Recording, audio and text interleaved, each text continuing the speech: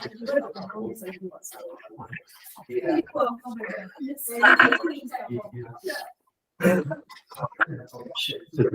good morning. Welcome to SIT.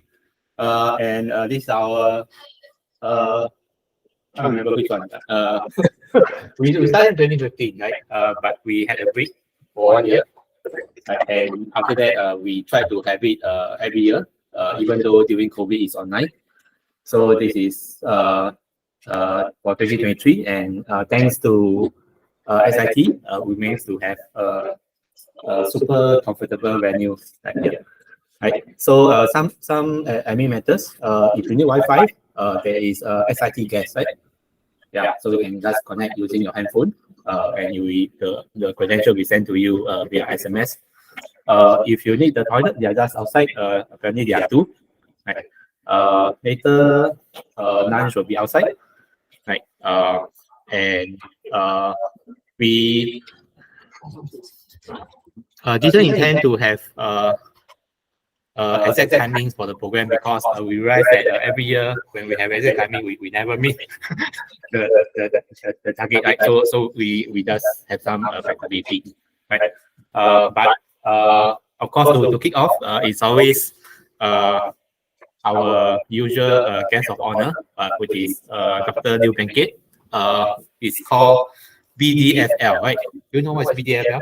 Those who are familiar with Python should know. BDFL. Okay, wait, I should be sharing my screen.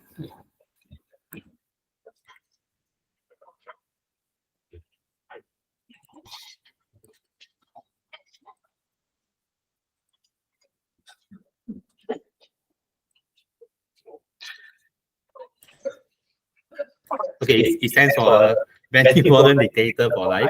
It's a title and it's also upon the creator of Python programming language, Mr. Gildo. And we called Dr. Liu this title also because he was the one who actually started PyCon Singapore when he started Python User Group Singapore in 2009, and then in 2010 we had PyCon Asia Pacific. Right, so Singapore was actually the one who started PyCon APAC, and it's now all over the world, all over the Asia Pacific region. Right, so he's actually on a training course today, right? But he has back in RP, right? So he has taken the time specially to come down and talk to us, right, before he go back to his training. Right? So can you invite Dr. Liu? Yeah. Thank you. Just to correct him, it's not we. The BDFL thing is not we, it's him. Huh?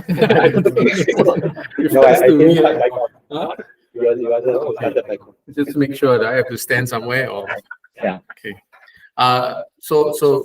My first of all, let me just say thanks to Mr. Gee. I think he's such a flag bearer, torch bearer, where he organizes this kind of gatherings for teachers and those who are in the teaching profession to come together. So thanks to Mr. Gee and for just also inviting me. I think we should try to find somebody different, Mr. Gee. Yes, I on time. Okay. Yeah, so thank you very much. My apologies that I can't spend the day with you because I have to scoot off later on not later on, the training which is happening now. But thank you very much. I think you're all here because primarily you're all teachers, educators who teach software development or programming. I take it that that's the case. Yeah. So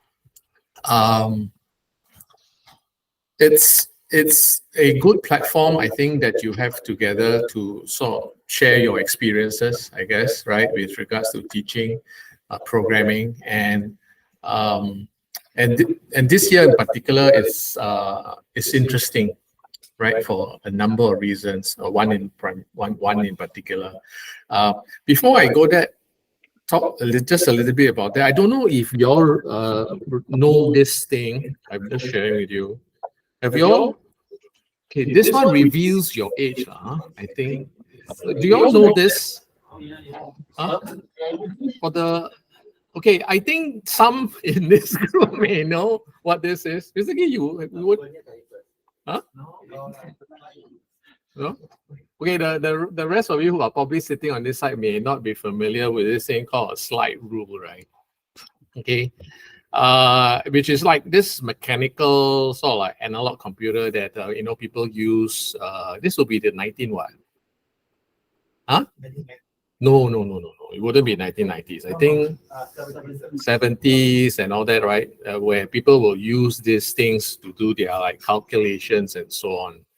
Then subsequently, obviously, it was replaced by what we call your scientific calculator. This is a Hewlett-Packard one, which I don't know since when. That was replaced by this. Okay.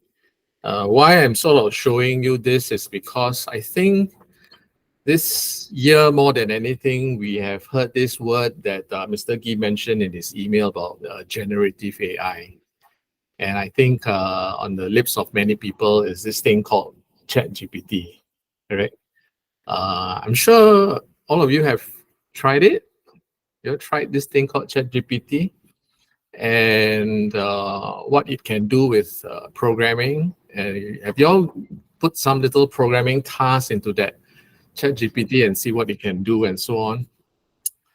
So the analogy with this was, like when the people who were using this had to transit to using this, what was it like? I don't know. It's just like ChatGPT, right? Whether there is a period now of a bit of excitement. I think there's definitely excitement with the developments there. And then at the same time, some people fear. As educators, I don't know whether you are, a bit, what is it going to be like moving forward, right?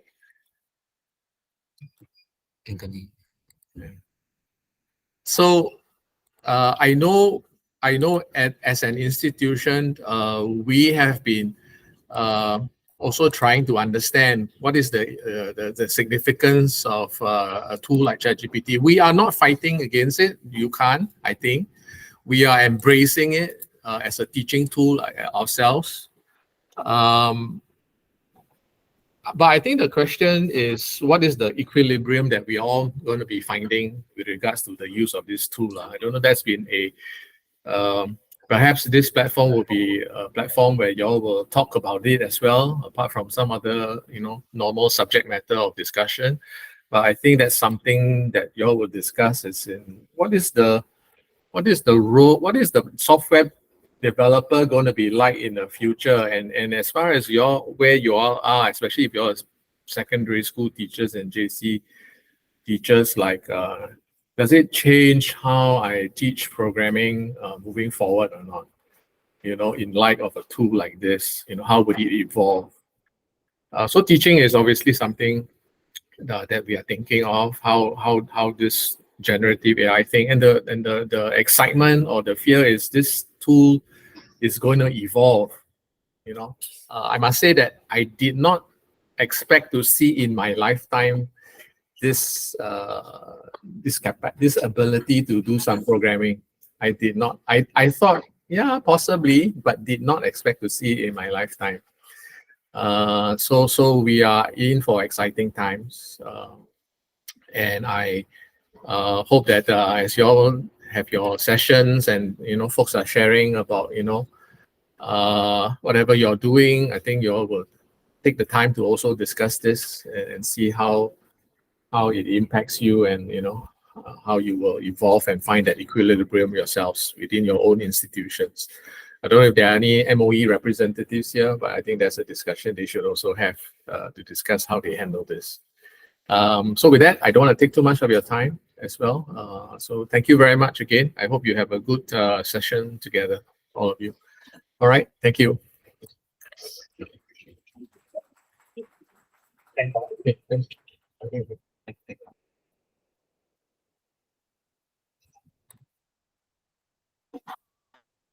Okay, so the next session is introduction to humans, right? So we are not AI, so we are gathered here because you are actually sacrificing one precious day of your school holiday, right, for mainstream school teachers. to come and hopefully network with fellow like-minded people, right? So how we're going to do that is that we'll nightly. Okay, if there are actually a couple of modes, right? So you can either come in front and talk, and so that your face will be recorded, or I will come around with my laptop and you can talk into right. So there's no escape, right? Yeah. So we start with probably yeah, on the far end, right? Okay. So just quick briefly introduce yourself, your name, your school. Yeah, where you're from.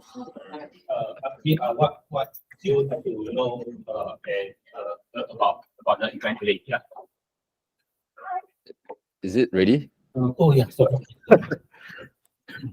Oh.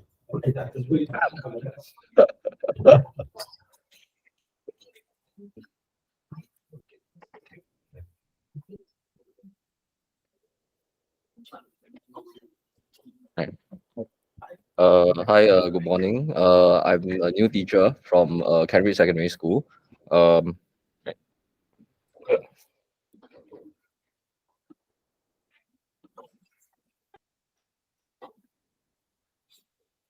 Hi.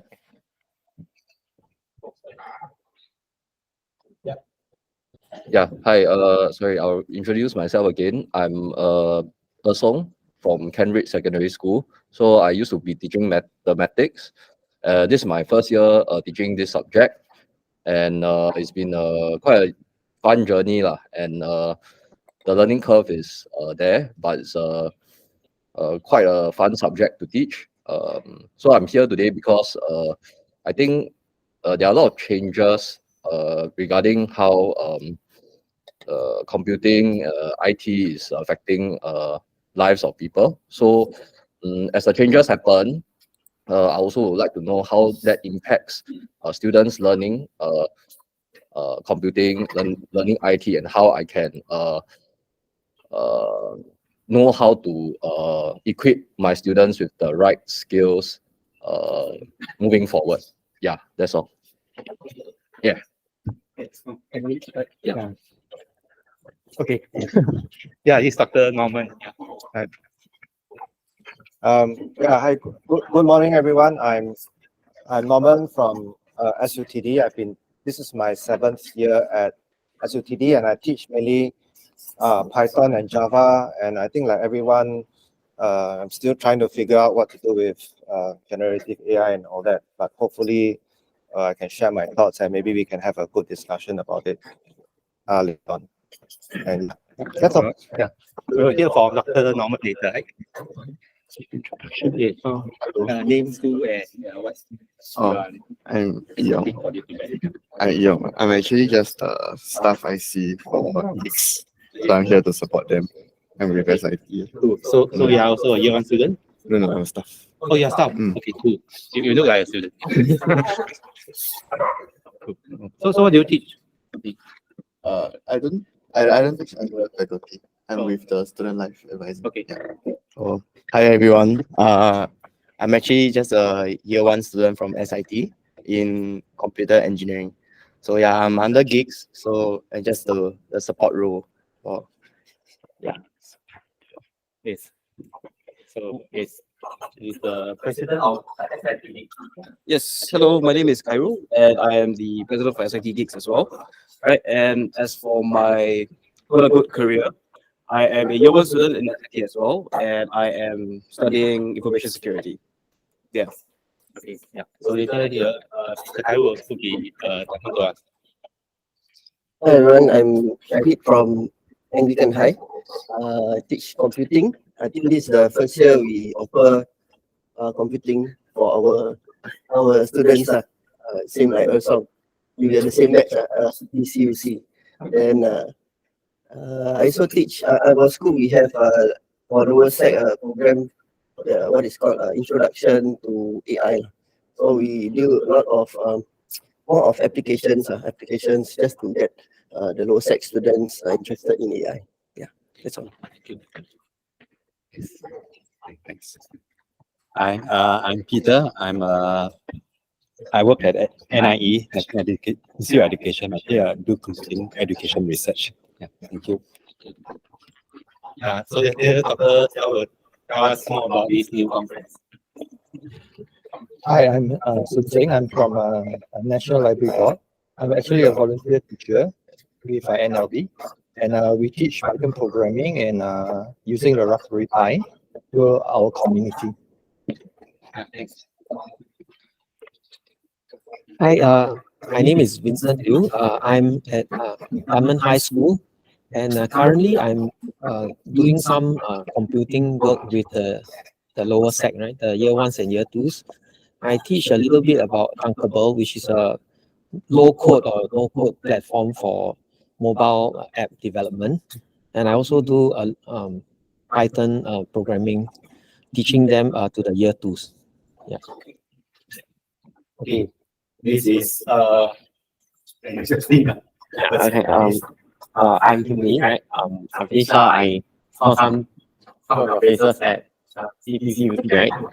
During the sharing. I'll also be speaking today about generative AI.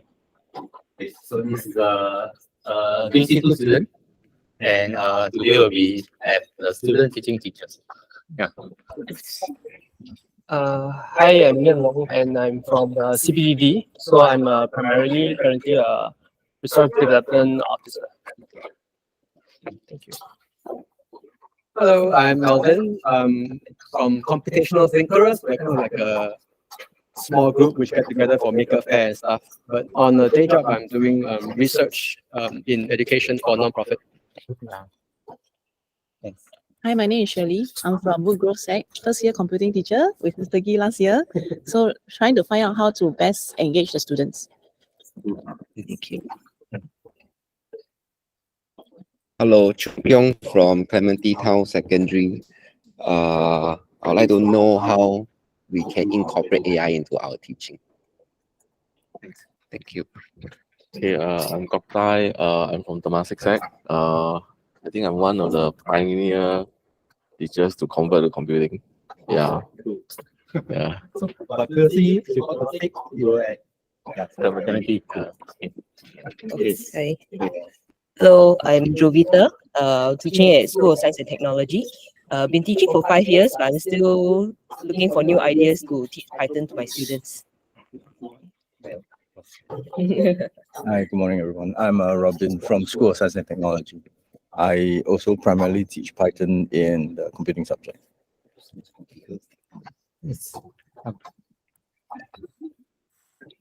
Hi everyone, I'm Carmen. I don't teach computing. I teach bio in Diamond High School, but I would say never to teaching computing in the future. I'm also interested to know how teachers are also using generative AI. Maybe I'll just do a self plug here. I developed a micro course for prompt engineering in using ChatGPT, and it was just published yesterday. So if you want to know more, you can let me know. Yeah, thank you. Oh, all right. Thank you very much. Hi everyone, I'm Faith. Currently on teacher work attachment to AISG, much like Carmen. So I teach Chinese in a primary school. So I think it's, as of now, it's nothing there yet. But I think why I wanted to learn more about Python or learned Python, the original goal was to see how we can marry both. You know, learning Chinese in Singapore is not really a environment that is that the kids nowadays do learn well in lah. Okay, I would say that. Yeah, but I was thinking how to marry both, and with generative AI, maybe that can be made faster and easier for the kids. China is very important. Hello, I'm Warren from AI Singapore. So I'm working very closely with schools, and the two ladies beside me are currently working attached to AI Singapore for the 3 weeks. Yeah. So currently there are 3 teachers. So one just completed the TWA plus last week. Yeah. So I'm here to see what's the. Sure, you can encourage some of them to join also. Yeah. Okay. Hi, I'm Hong Tat. I'm from Emirati Sec. We are actually an AI empowered for whole level Sec 1 and Sec 2. And for Sec 3, we are into both AI and data science through the Intel AI for You programs. And so we are both AI and data science school. I'm here to explore, see, apart from AI, what else are we looking at? Just explore. Thank you. Thank you. Okay, so those are the people on site. We actually have some people online. So yeah, also no escape. Yeah. So we'll invite some of them to also share. Right. So yeah, Dr. Oksai, good morning. Oh, please sit down first. Yeah, we will come to you very soon. Yeah. Maybe Dr. Oka. Hi, good morning. Thanks for the setup, allowing me to attend this remotely. I'm sorry I cannot attend there physically. Okay, sorry. Sorry, I can't hear you. Maybe because can Mr. Cairo talk about the volume? Can those connected online try to say? I see Mr. Oka's audio is freaking, but Tails.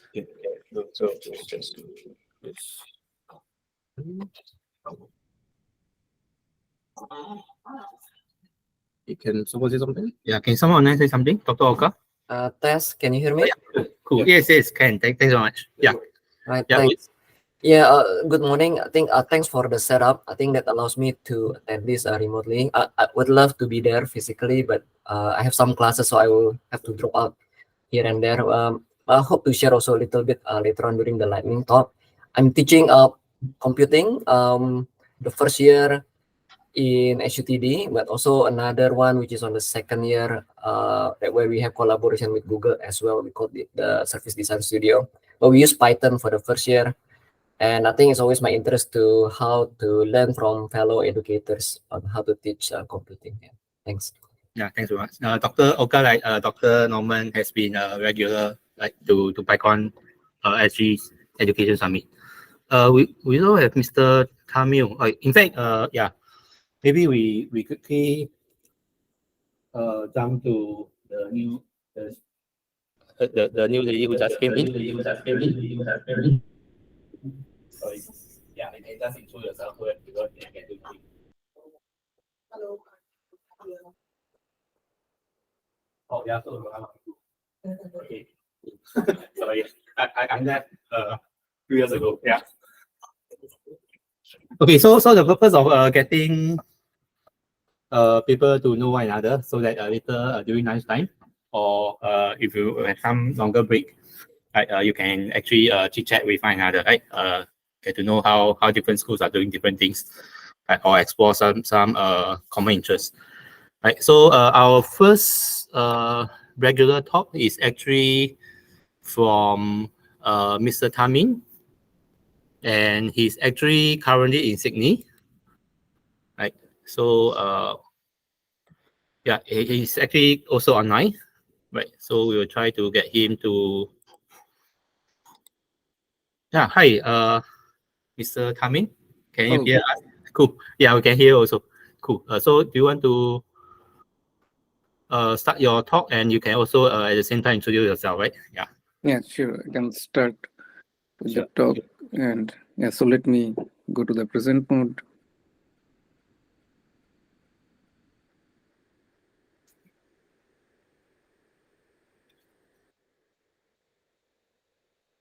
So can you all see my screen?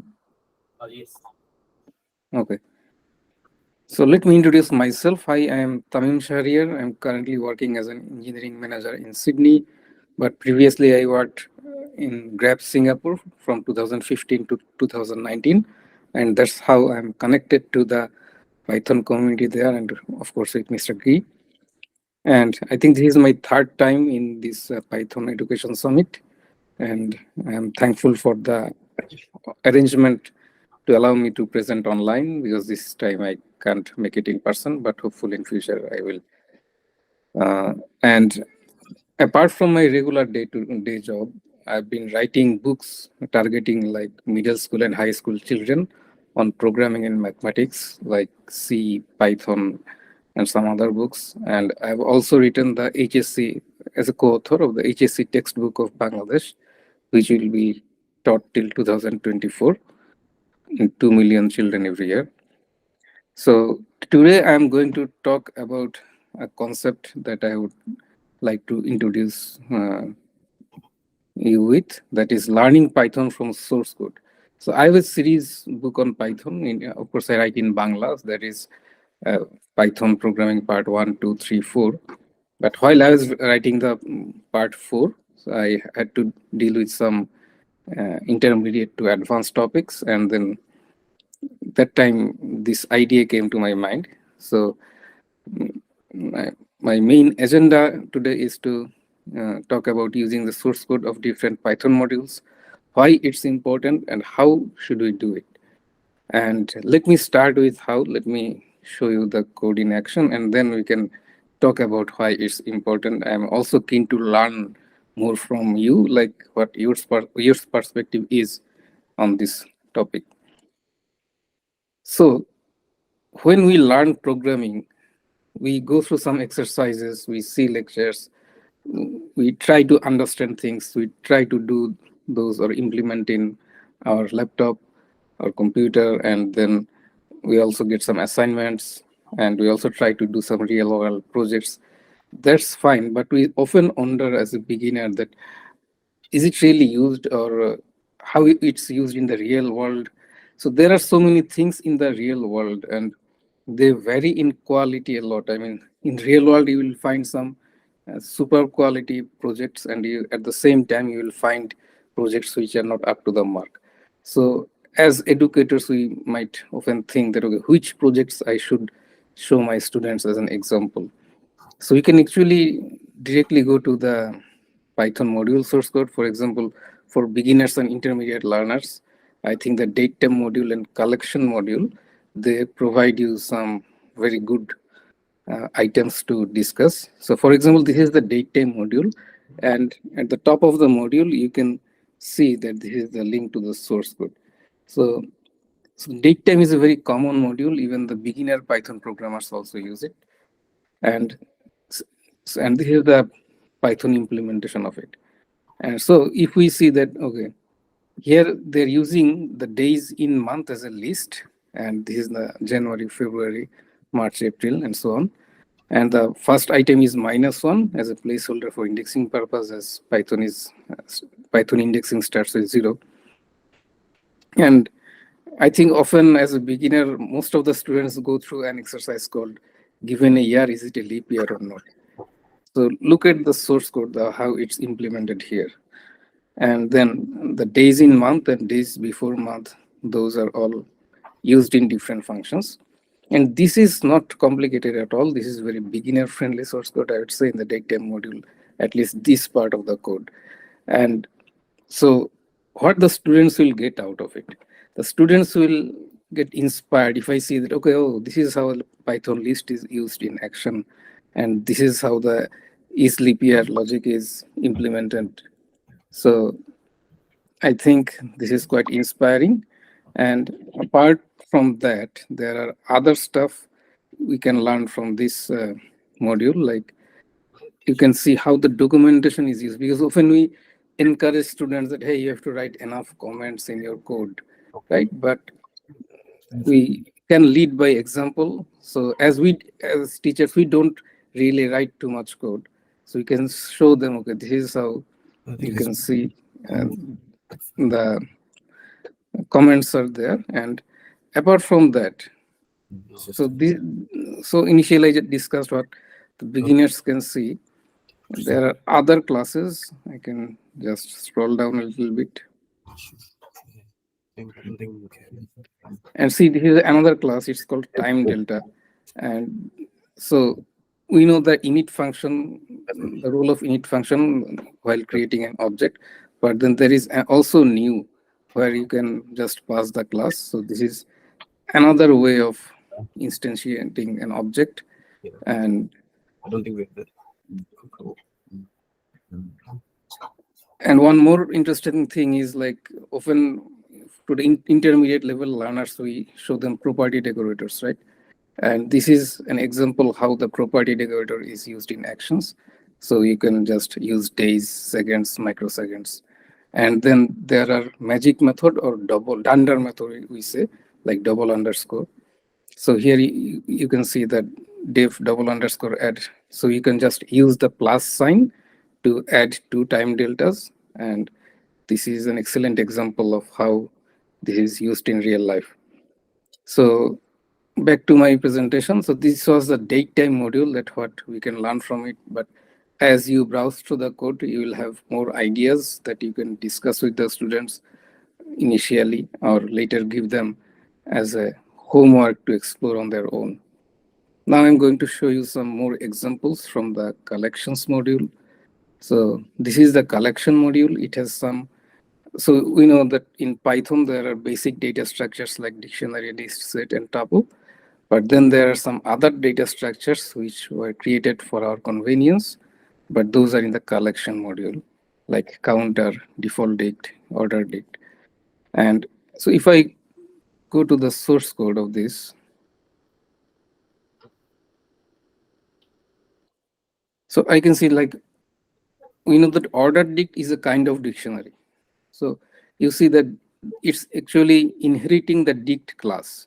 So this is a good example how inheritance is used, right? That we have dictionary, but we can create a very specific type of dictionary that remembers the insertion order. And this is an example we can show from the source code that, hey, this is how inheritance is used. It has all the capabilities of dictionary, and top of that, the modified capabilities are defined in this class. And this is how you initialize things. And then you can clear the dictionary, you can pop item, and this is the logic. So students will not only use the order dict, they can look at the implementation and see that how the different concepts they have been learning is used in action. So this is order dict, and then there is also counter. Yeah. So counter is another excellent thing, because sometimes some students, they are not very inspired to learn some math, and they might say, okay, I don't see any usage of mathematics in Python. So in this counter class, if we look at the implementations of different things, some are really simple, like total, so it's just sum of self.values. But then what is the most common items? So in most common item, we are actually using heap. Here we are importing the heap and calling the n largest method of heap.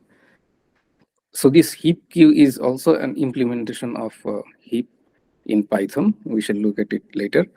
And here it shows as lazy import to speed up Python start time. So we usually import at the top of the file, but it's imported here because it's only used if you are calling this most common function. So this is another good example of when you can do lazy load. And then there is another thing that we learned, that class method. So when we learn about the Python OOP, that we know that this is static method, this is class method. So as a student or as a learner, I initially I thought I understood that this is class method and this is static method and so on and so on. But I forgot. But if we can show students, or as a student, if I can learn from, okay, this is a very specific example, see, from keys, I can directly create a counter or other data structures, then we can actually get benefit of this class method.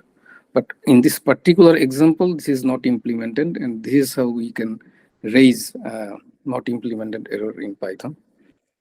And this is how we can do the update method. And there are some very nice things, like how we can subtract between two sets or two bags. And yeah, and all these are the dunder method or magic methods that are implemented. So if we implement LT, double underscore LT double underscore, means we can use the less than sign directly with these data structures. Same with this greater than, greater equal, and add. Yeah, so I think this is also a very good class for the beginners to learn from, or even intermediate level Python programmers. And then I want to move on to data structures and algorithms. I initially I like 4 or 5 years back, strong advocate of using C to learn data structures and algorithm, but I have changed my mind and now I use Python to teach data structures and algorithm. And it's good that okay, we know the data structures, we know how it works. We can, from the pseudocode or from the algorithm, we can do the Python implementation. But Python also provides you some libraries to use some algorithms and data structures directly. Though while writing production code, we directly use these libraries. But as a student, we also need to understand how those things work and be able to implement those ourselves. So as a student, I had to go through this kind of exercises. But then if I had some real examples presented, and those are here, like in this bisect module, they have the bisection with binary search, and then they also have the insert. I mean, it's kind of insertion sort and binary search together. This was also an interesting assignment from my university days.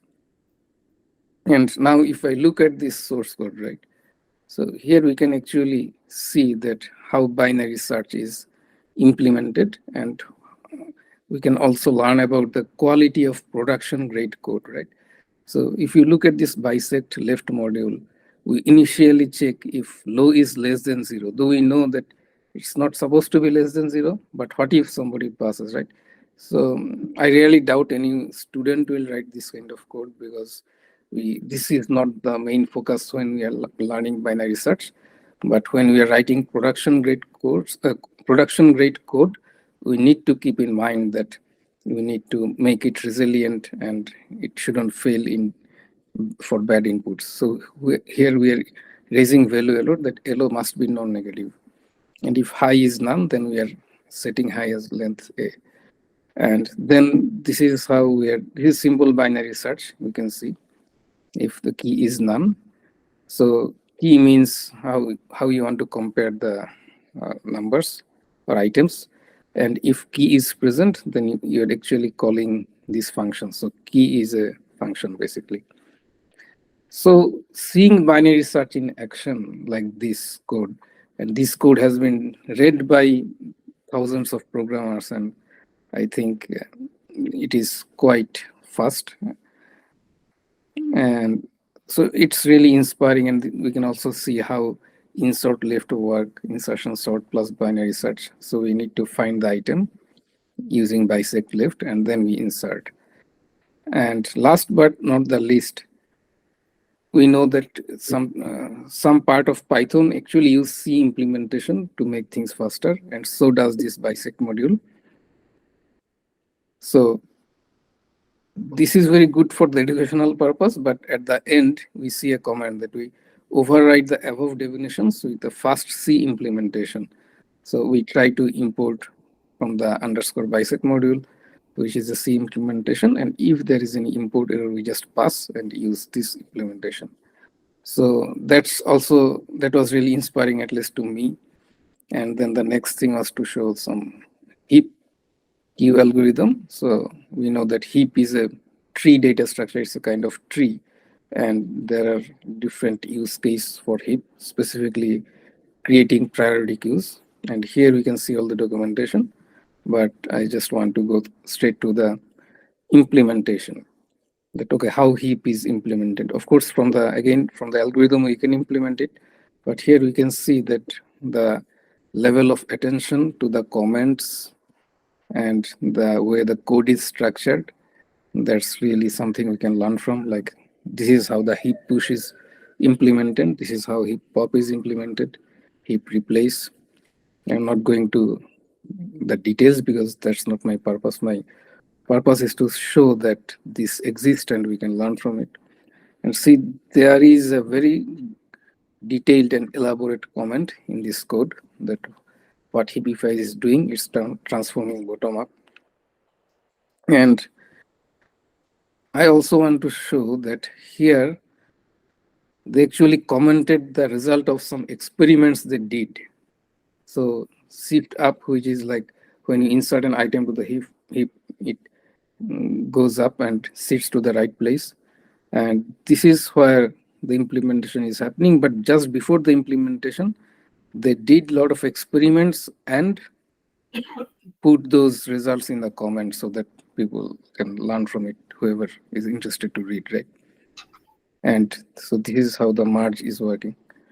So this could also be inspiring for students who are doing their algorithm course, or even students who are using Python to learn algorithms. And then there is another interesting class, Q. We also know that this is a basic data structure, but this Q module is interesting because it implements multi-producer, multi-consumer queue. It is especially useful in threaded programming. So it's thread safe. And we can also look at the implementation. So it could be a good thing to study in the operating system course, if not the Python course. And we see that, okay, here we are implementing the queue class.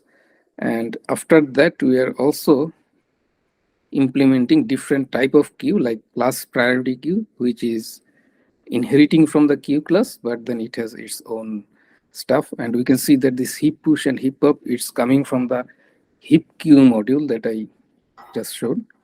And also there's LIFO queue, which is another type of queue. And yeah, so here we can learn about inheritance, we can learn about queue, and last but not the least, or most importantly, we can learn about how we can implement a thread safe queue.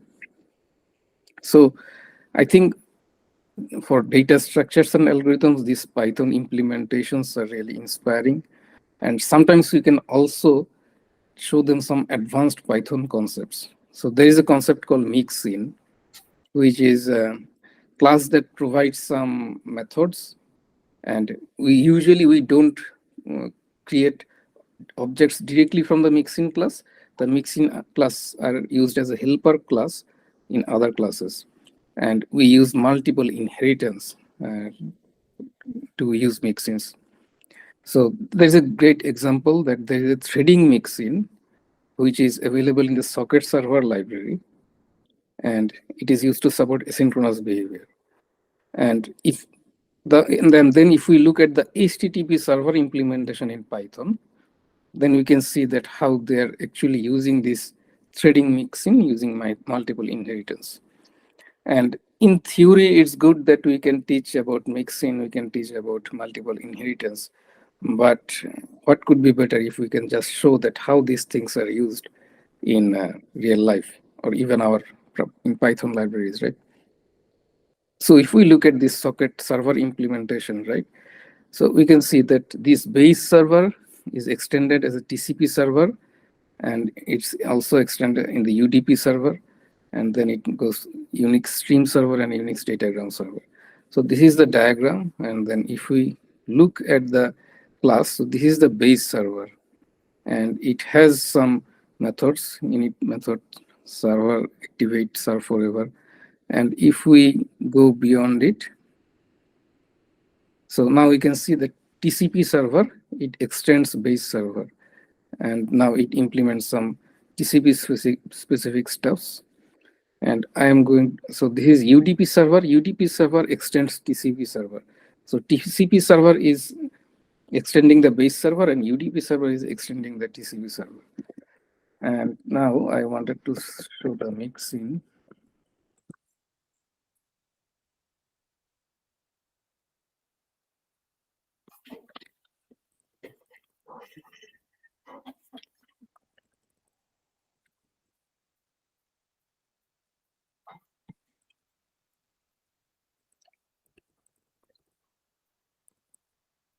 Yeah.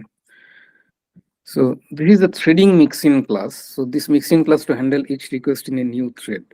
And this class, we see we don't have any init or new method in this class, because we don't really want to create objects directly from this mixin class. It has process request thread and process request two methods implemented, and one more like server close. So it's defined here. But then if we look at the HTTP server, which is basically for educational purposes, and in the documentation, they give a warning that it's not recommended for production. But as a learner or as a student, I think this is a very nice place to learn.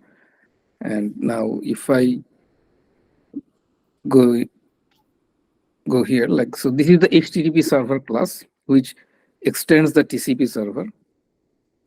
And now there's a threading HTTP server, which is inheriting from two classes. So this is an example of multiple inheritance. So it's inheriting from the threading mixin, and it's inheriting from the HTTP server. And just binding this HTTP server and threading mixin together, we are implementing this new class. And this is where the magic of mixin is coming or being used. So yeah, so this is another interesting example I found while I was browsing through the source code. And I think if I want to summarize at what the students can get out of this practice, so I would say they can gain insight into the language features, and we can bridge the gap between the theory and practice. And it will, of course, deepening their understanding, and there's learning by example, and so understanding performance considerations. Sorry for the spelling mistake here. And exposure to quality code. Sometimes look for, okay, what is the standard? What is a good quality code? Or what does good quality code looks like? And of course, contributing to the community. So it's not that they can only they will continue reading the code for the rest of their life. They can even contribute in those modules. And I have an example ready here. So this is the statistics module. And if you look at the median function implementation, so the author actually wrote a fix me that investigate ways to calculate medians without sorting. So in this median calculation, they actually sort the data and find the middle item. If there is odd number of items, or if there is even number of items, then the average of the two mid items. But then it could be implemented in different ways, and this could be a nice assignment or project for the students. So yes, I think contributing to the community is also a good value we can get out of it. So, I mean, of course, as a teacher, our goal is to teach the students. But if we could inspire the students to learn by themselves, then I think we could do a great job for the students and for the community. And that's it. That's what I wanted to show, all the examples. And if there is any question, we can discuss. Thanks. Ms. Tami.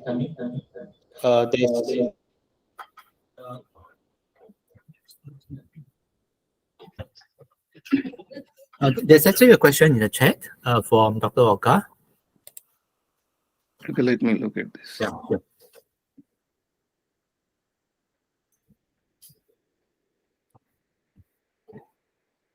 Yes, I mean, not all the students will get benefit from every level of source code. So it depends on which level the students are in. So students, I think, who are already familiar with the basic Python and they know object-oriented programming, so they can get the most benefit out of it. But of course, when they learn data structures and algorithms, they can get more benefit out of those modules. And if they are familiar with threading and all those concepts, then they can get benefit from the socket server and the related classes. And I even didn't explore everything. So there are so many modules, and as different students has different level of experience, they can learn from different modules. But the summary is every student should have something in the Python library to learn from. Okay, yeah, thanks. Any questions from the audience? Okay, I actually have one. So most of probably a good number, slightly more than half of the participants here are actually from secondary school. Anyone from A level, JC? Yeah. So do you think that data structures and algorithms should be introduced at secondary school, and at what level? And how do we bridge the gap between what is usually taught in the syllabus and what is in the real life code? Yeah, to younger students. Yeah. Yes. So as I said during my presentation, in real life code, the variation is quite big. I mean, there are really some good code and good examples from learn from. And again, there are not really well-written code, but that also runs in the internet. And that's why I think that as this is real life code, because Python modules or Python libraries are real life, where millions of Python programmers, they are using these modules. So it means this code base is efficient, well written, and those are iteratively improved. Like, as if I see any problem anywhere, I can actually propose a fix and they can verify. And I think secondary students should learn data structure and algorithms, because that gives you a true insight of how your program works, right? Because sometimes I can see that, okay, this is just 2 lines of Python code. For example, remove the duplicate from a list of numbers. So using Python, what we can do is just convert it to a set and convert it back to a list. So if I am not familiar with underlying mechanisms and the data structures used here, I can say that this is just 2 lines of code versus you can do the same thing in 10 lines of code. But maybe the 10 lines of code are more efficient. So to write efficient code, I think it's important that we learn data structures and algorithms. And also we have to now compete with generative AI, like ChatGPT can also give you the implementation. And what if the implementation is wrong or if it's not efficient? I can give you an example. Like recently I was teaching some students online, and that was consistent hashing algorithm. So I asked Google Bard AI to give me an implementation in Python, because my course was on system design. So I just quickly saw the implementation. And then immediately I figured out that in one place there it could be made more efficient. Then I asked Bard that, can you make this function more efficient? And then it gave me the better version. So if I'm not familiar with the data structure algorithm and how efficient the code is, then it wouldn't be possible for me to do that. So that's why I think that now, because there is now in 5 to 10 years, there won't be any place for just people who can write code. So we need to do more than that. We need to deepen our understanding as software engineers to compete in the post ChatGPT world. Okay, thanks. Any more point 4? Okay, can I just ask one more? Mr. Tami is currently in Sydney, right?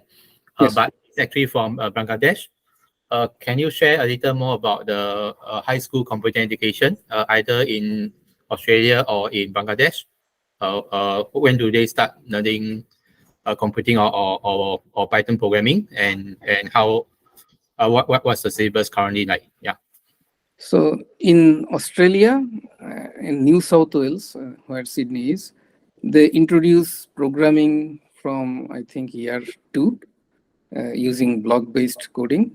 And their main focus is computational thinking, not coding. So in primary school, which is till year 6, they do different level of block-based coding. And at the same time, they also introduce them to the concept of algorithm, that, okay, these are the steps that you need to perform. And I have seen, as my son also reads in primary school, so what they are doing in the class. And in high school, they introduce text-based programming languages from year 7. And they don't strongly recommend anything, but usually Python is very popular here, and another popular thing is JavaScript. So these two are used in the high school. And in Bangladesh, they're redoing the computer science curriculum now, because I wrote the HSC textbook for the old curriculum, and HSC means class 11 and 12, and there they are using C, but this curriculum is going through a revision, and I think there's a strong chance that they might introduce Python. And they also last year introduced Scratch programming in primary school. Okay, yeah, thanks very much. Yeah, so if you need to connect and continue to interact with Mr. Tamil, we actually have a Discord group, right? So you can continue to ask questions there. Otherwise, I just want to conclude by saying that Mr. Tamil, like what he mentioned, is actually the author of many programming textbooks as well, especially in Bangladesh. So he showed me the series of books that he had written, especially for younger students. He even has a YouTube channel, right? So yeah. So I was quite excited, so I subscribed to it, and realized that they are all in Bangladesh, right? So I couldn't understand anything. Yeah. Yeah. So yeah, thanks, Mr. Samuel. So we'll now get the next speaker, which is Dr. Norman. Yeah.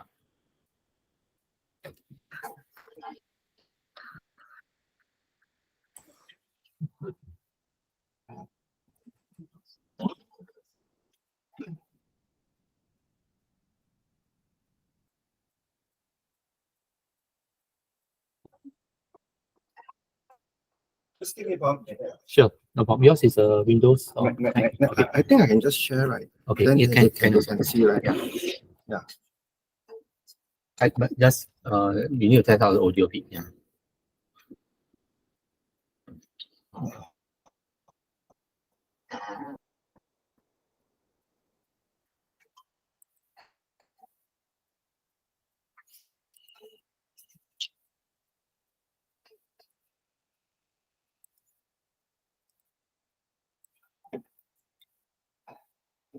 Okay. Wow.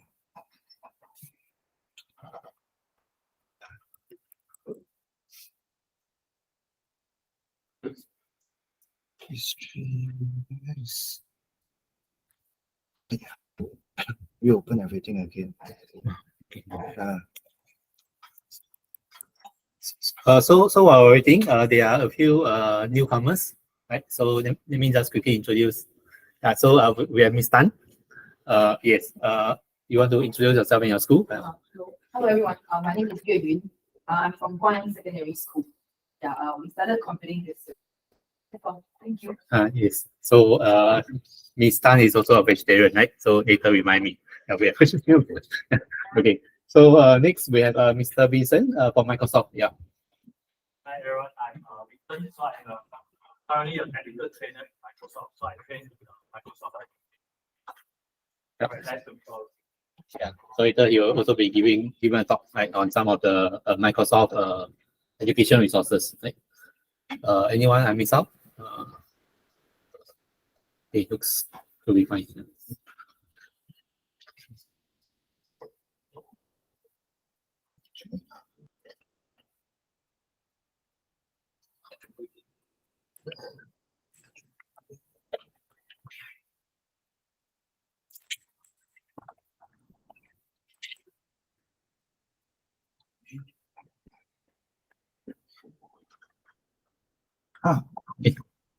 Okay, very good. Wow, so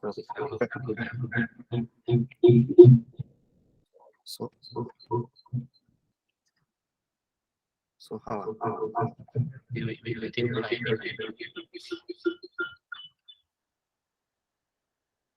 Okay, can you try again? Okay. You're not muted, right? I'm not muted. Okay, good. Then thank you. Yeah, okay, I'm not muted. Yeah, awesome. Okay. Yeah, so hi. Good morning, everyone. So it's really glad to be here again to actually share our experiences with you. And I want to thank Mr. Geef for organizing this event. Okay, so I'm Norman. I'm from SUTD. This is my 7th year in SUTD. I'm a senior lecturer there, and I teach mainly Python and Java. Okay, so I see the students until their 4th term. Okay, so what's on my agenda today? So I'm going to describe some of our trends that are affecting SUTD's introductory Python programming course.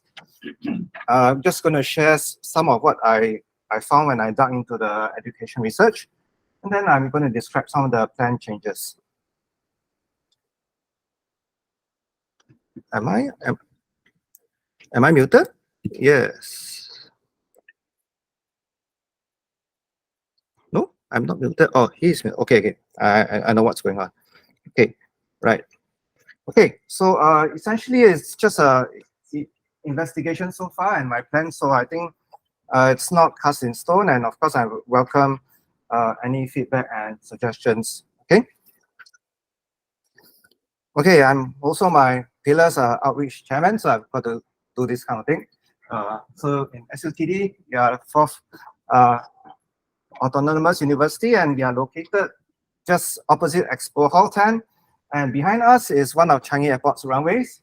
So very often, depending on the flight path, you can stand at the corridor and I can see planes landing, and you can see that's a photo which I took.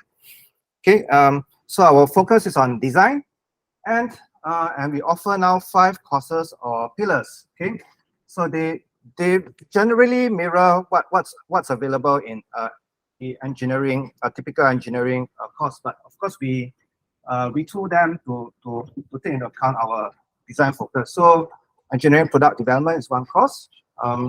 Engineering systems and design, the equivalent in NUS is the industrial systems course. My pillar is the information systems technology and design. That's where we offer the computer science course.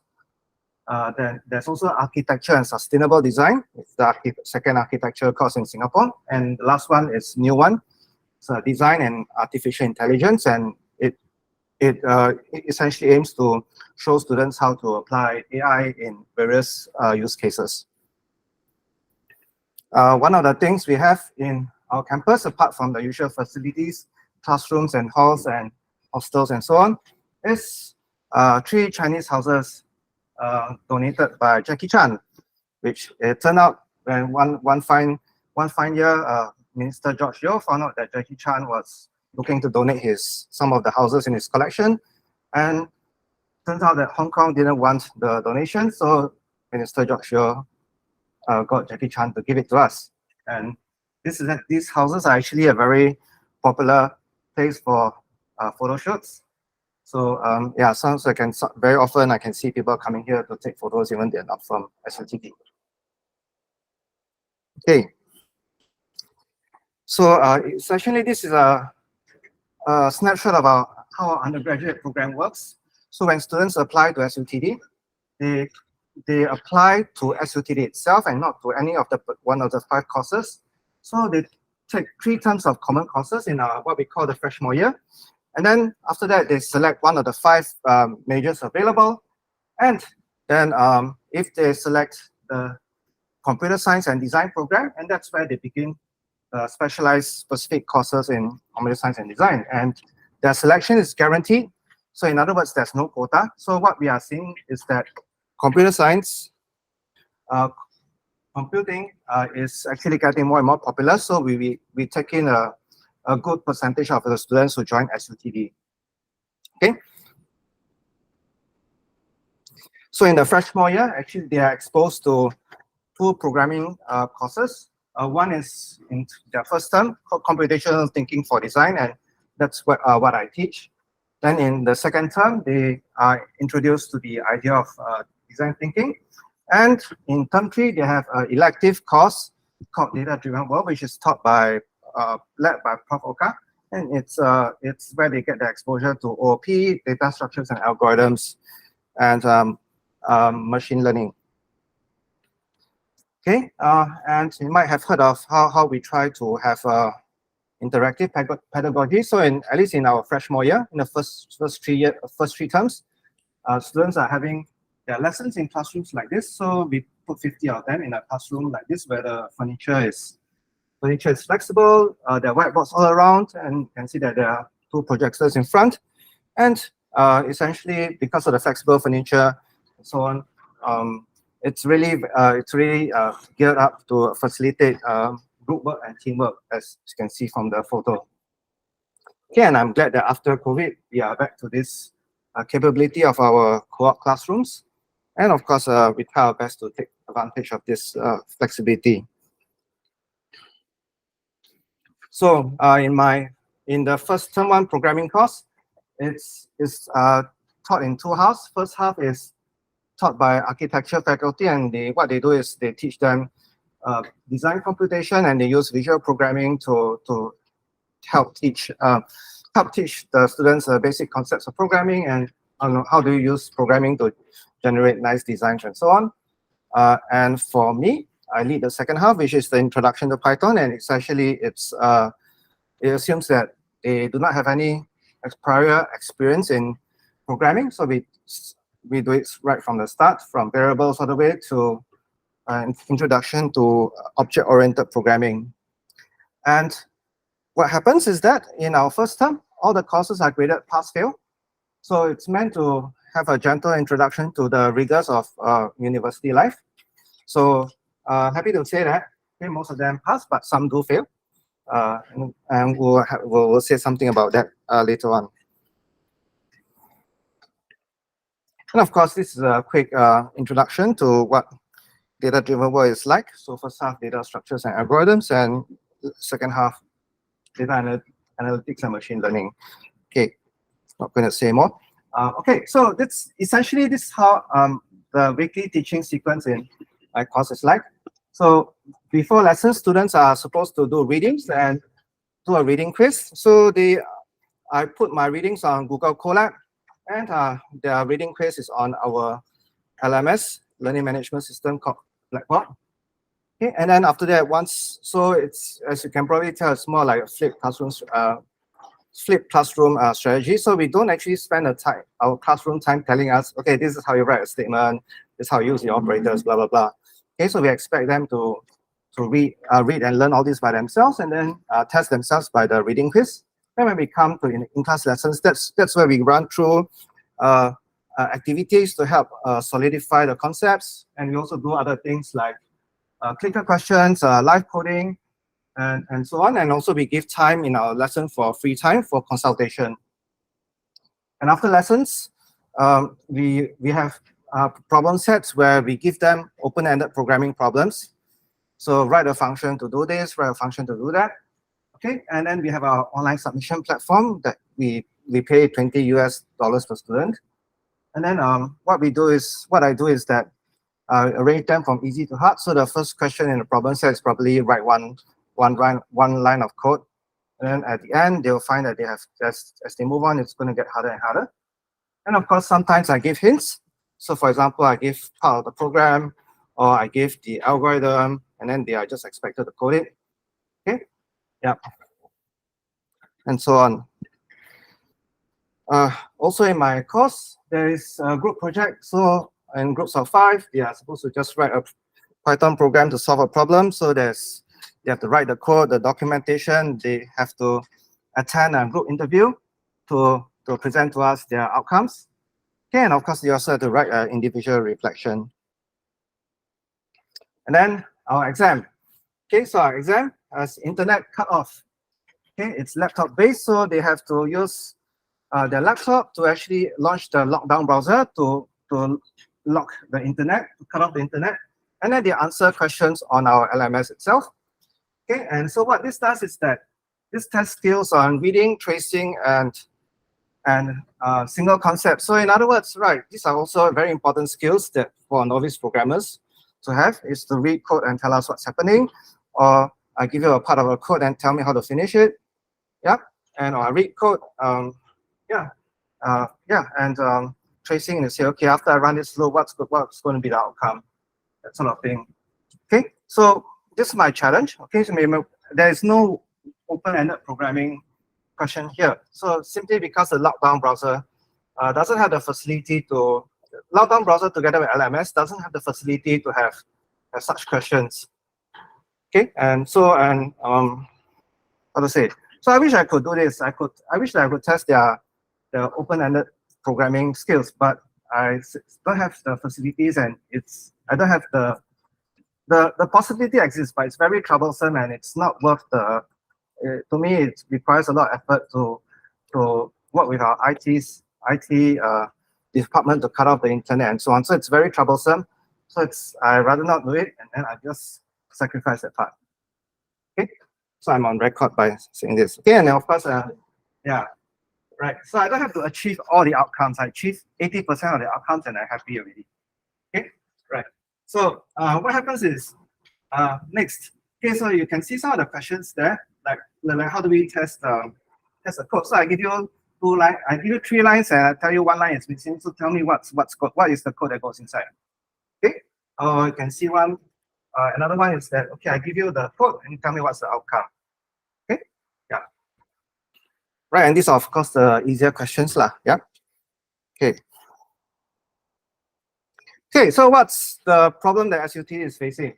So more students are showing interest in the CSD course. So when it comes to my Java course, I'm very tired because there are a lot more students. Okay, and then also they are getting weaker.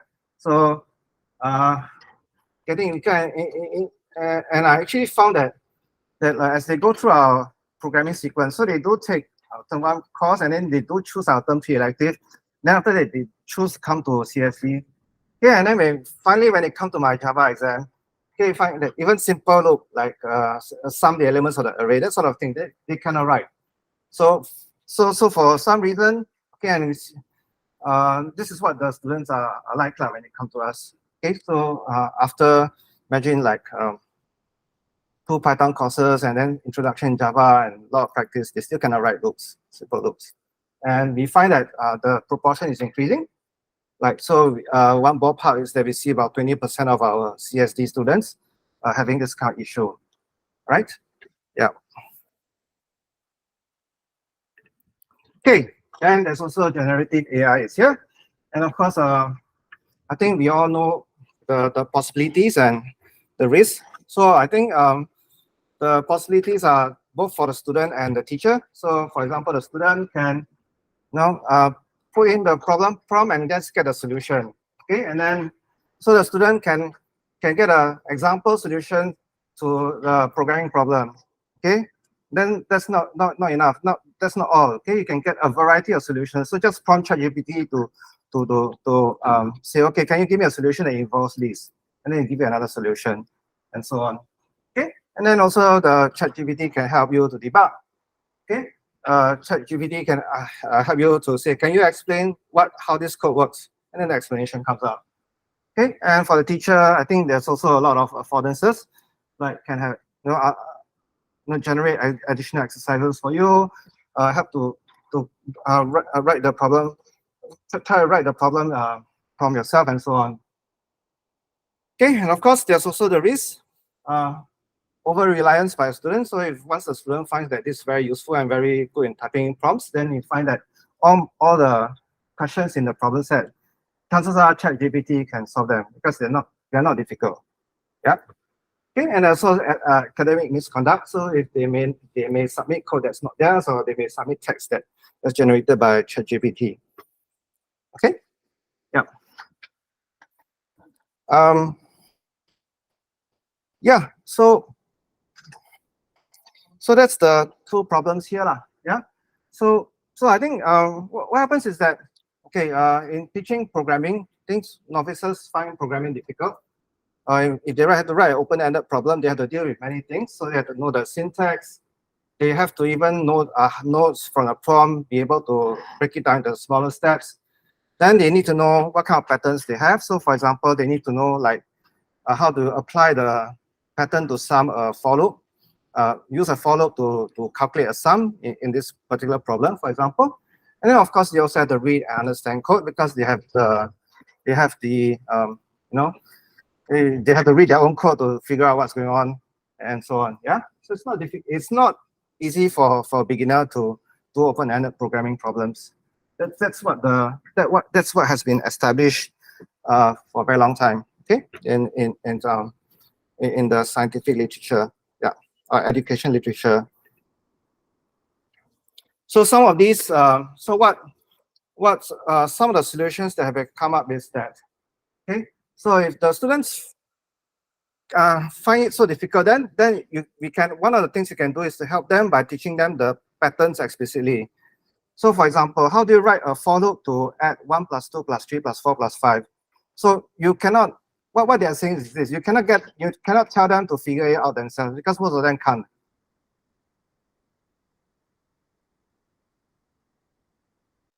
That write the header for loop and then write the total equals total plus something. Yeah, and then from this pattern, then you can you can take the pattern and then show them, okay, how do you change it to sum up all the elements in an array, sum up all the elements in a list. Okay, yeah.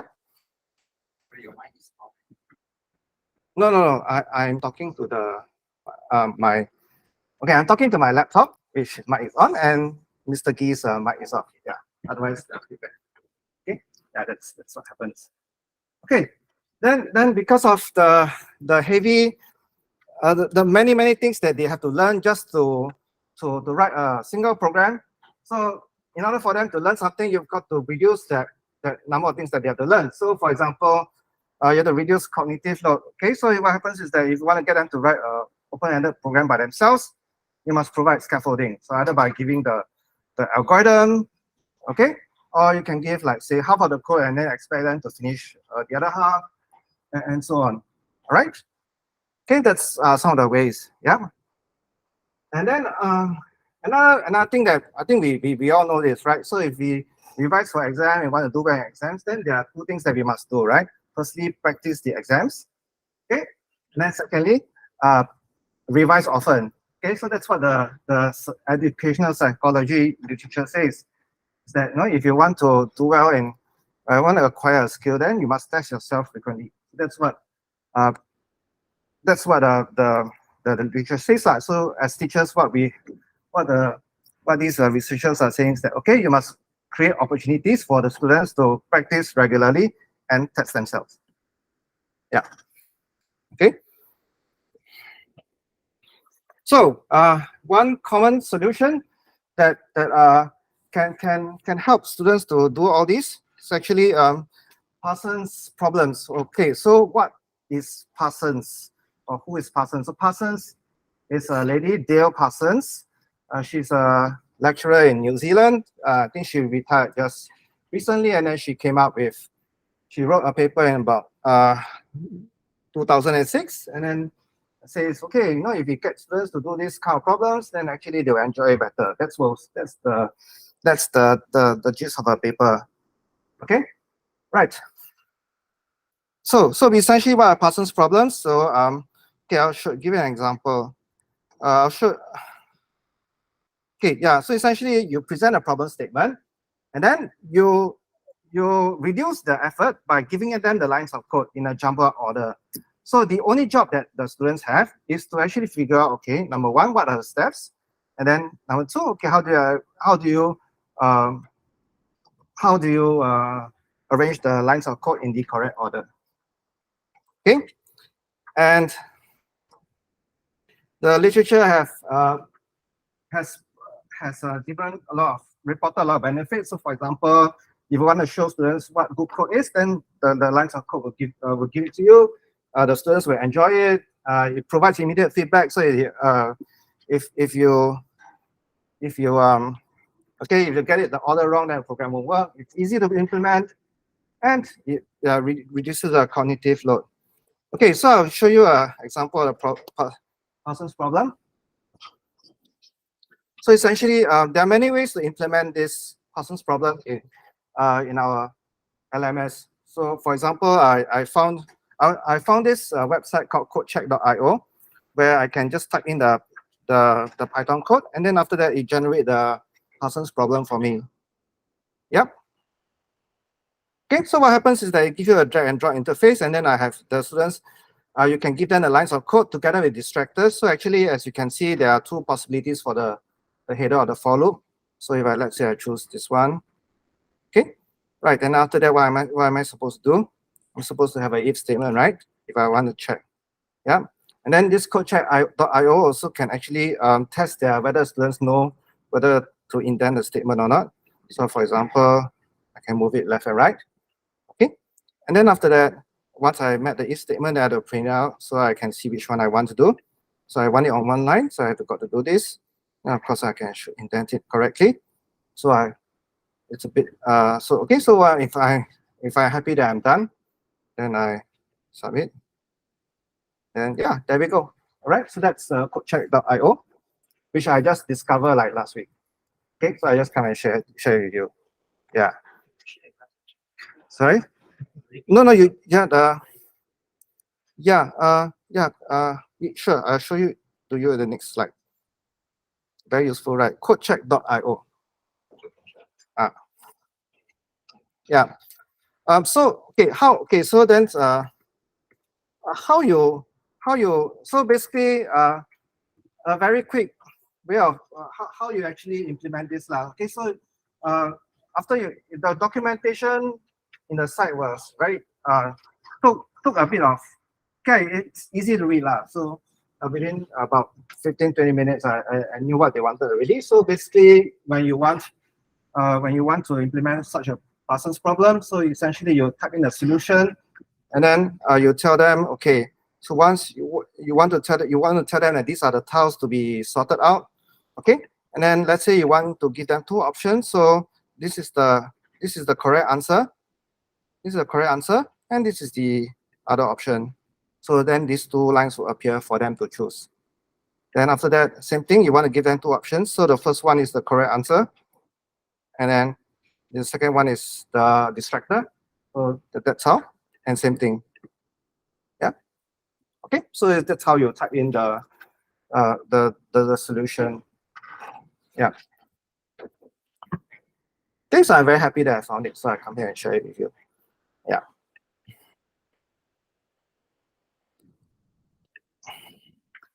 Okay. However, I can't use codecheck.io during my exams because I had to do it on the LMS. Wait. Okay.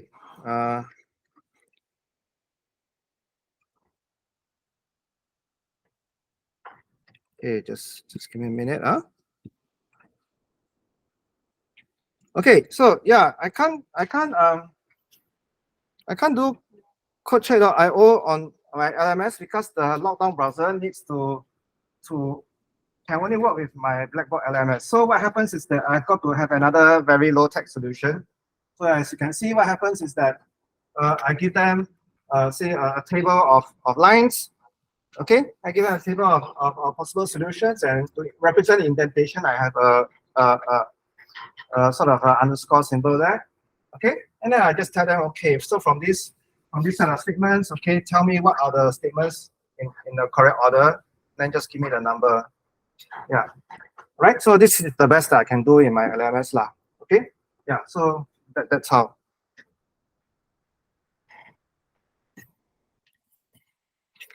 Okay, so that's how. Yeah.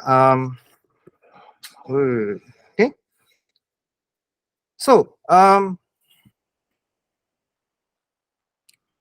right. So that's how I intend to use Parsons problem. So probably, yeah, I could have them before as part of my reading quiz, as class activity during the lessons.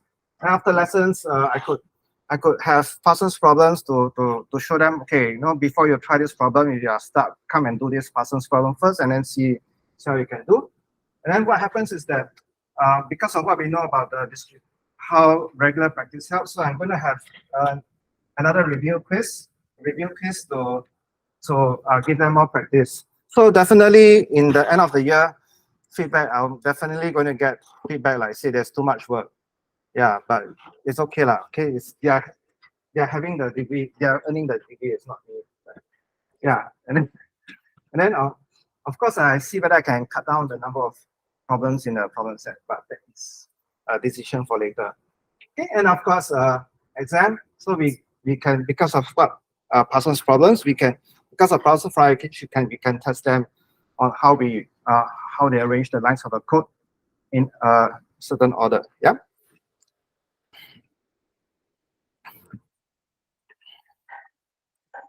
Yeah, and then I think what happens is that, yeah, we can actually acknowledge ChatGPT, its presence, and then we can actually show them. So I have no issue showing them and how to use it. Okay, and then of course if they use it in a report, then they can cite it and so on. However, I think what happens is that we can also remind them that, hey, your exam is not going to have internet, so you better not rely too much on ChatGPT. And then what happens is the responsibility of making the decision on when and how often to use the generative AI is up to the student themselves. Okay, yeah. So that's my light touch approach. So we are not going, if we have too many rules and so on, then we end up being policemen. So I don't think we want to do that. And I think that this would be my approach. Yeah, I'll tell you it exists. I'll tell you what the exam is like. You make the decision of how often you want to use it.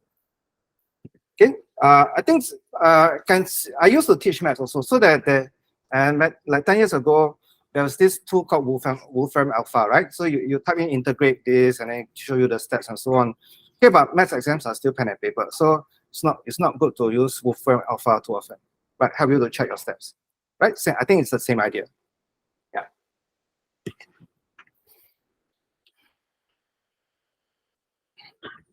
Okay, so essentially this is what I just gone through. So essentially we have in SUTD, because of the way we check in our students, so we have a lot of students only choose the CS course in the second year, right? So we have actually a lot of them interested in CS, but many remain weak in programming. And of course, also since ChatGPT and generative AI is here, we got to reckon with it. So essentially, I think one of the last things I can do, because I put a lot of pedagogy inside my course already. So I think one of the last easy thing I can do is to use put in Parsons problems and adopt a light touch approach to the use of generative AI. Yeah. Okay, here I put all the references in one slide, and I think that's it. Yeah, thank you very much. Yeah.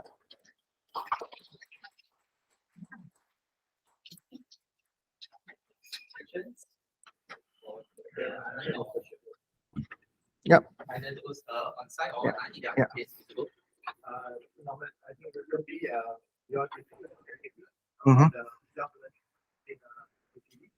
Sorry, self-learning.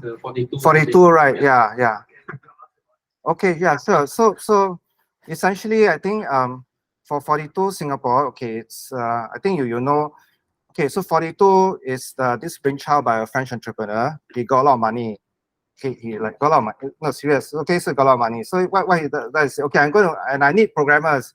So what I'm going to do is that I set up a school, okay, but no teachers. But I'm going to have the students will have to finish a set of challenges over 3 years and then teach each other. So I think I haven't seen it myself, but what happens is he has in this school, right? He has a software platform to ensure that happens. So like every week at 8:42 a.m. I'll release the challenge to you, and then you must submit by what time, and then you must show proof that you help other people, and so on. Right. So what happens is that in the lab in HOT, right? So the setup is that there's one massive computer lab there. Like we use up one floor of library just for them. So they just go there. So it's like free and easy. Yeah. So what happens is that to sign up, right? They have to first take a logic test, and then after that they have to spend 1 month to try it out in what they call the piscina, the swimming pool. So you spend 1 month in 42 Singapore to try out this pedagogy, and it just started yesterday only. Yeah. So after 1 month, then we tell you whether okay you can carry on or not. Yeah. And once you can carry on, then you can then the actual program begins lah. And so it's like essentially the program lasts about 3 years, and it's 3 years of just you learn yourself, you teach other people, and you do the challenges. Yeah.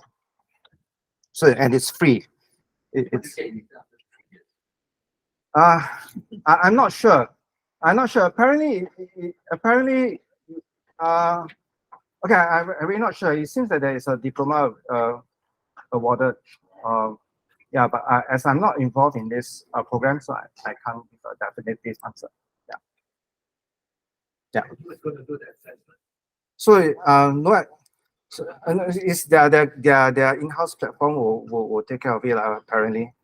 So yeah, as I don't have access to everything, so what I'm just telling you is like what I know from the like reading and so on lah. Yeah. Yeah. So yeah, and then what happens is that typically from experience in other countries, right? It may sound like very easy, I just do it at my own time, but actually many people find it very difficult, and it's a full-time commitment. So you can't be like doing part-time and then doing this. Yeah. Yeah. It'll be easier to do CS. Yeah lah. Correct. Yeah. Yeah. Yes. So mentioned that about 20% of your students remain weak. Yep. Actually, that is quite consistent with what NUS recently told us. Oh, okay. Like they say to help the 20%. 20%. Okay. Right, so um so for those who did not actually try the Arson problem, is there any pathway that eventually this 20% actually becomes more proficient, or how do they fare after the 4-year program?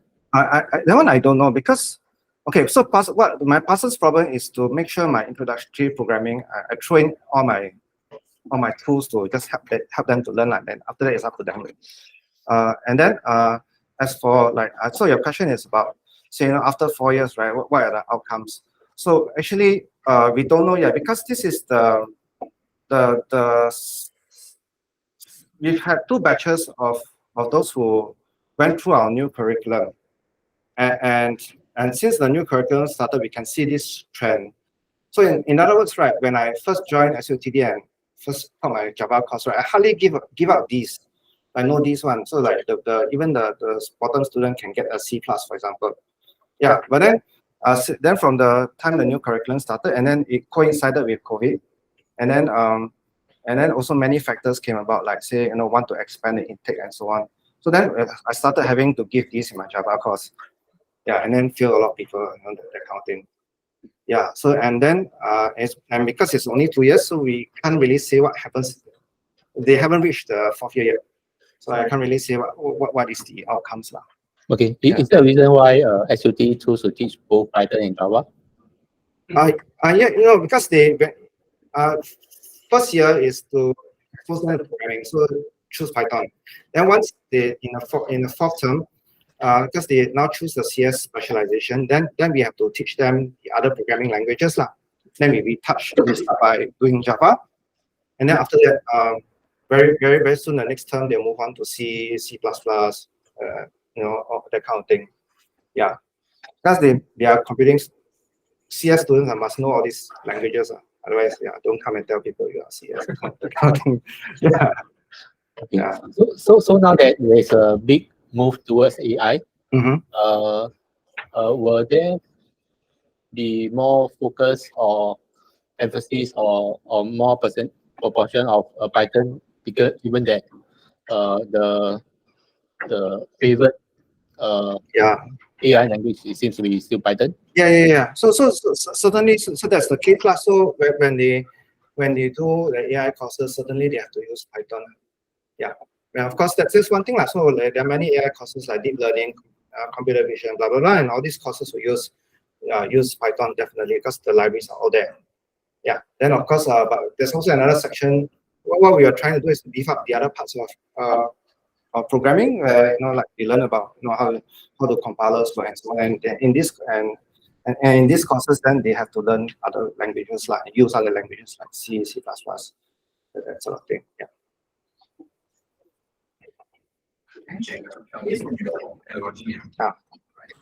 So you're addressing those examples. How loops, the looping works, things, right? Yeah. Have you tried using debugger or step by step? Debugger those the first time. Would that analyze what happened at each stage? Haven't. So at this, because in my course is only you only see them for 5 weeks plus only. So there may not be what my gut feel right now is that so far I have not tried to introduce debugger to them, because that's like competing for classroom time, like so, yeah, 2 hours per lesson. What can so what can I do with it? So for me, I won't choose to show them how to debug. More like focus on making sure that they are okay with Python and writing their own programs. Yeah. Debugging is interesting. Yeah lah, that's right. I was thinking that the debugger at least introduce them to other. Yeah. Because that's very good. Okay, I think good point. So so what I can do is like see how to incorporate it in the curriculum lah. Yeah. So for example, for us, right? Yeah. When we are working with robots, right? Ah. The market already doesn't work because Yeah. it's a separate system. Yeah. There are interface of this thing, right? But if it's inline and stuff, yeah, it is really helpful. Yeah, yeah.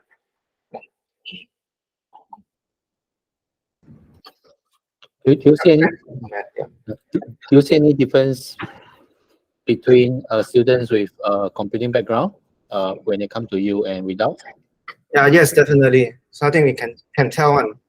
So Okay. it's like, yeah, I think they find it easy.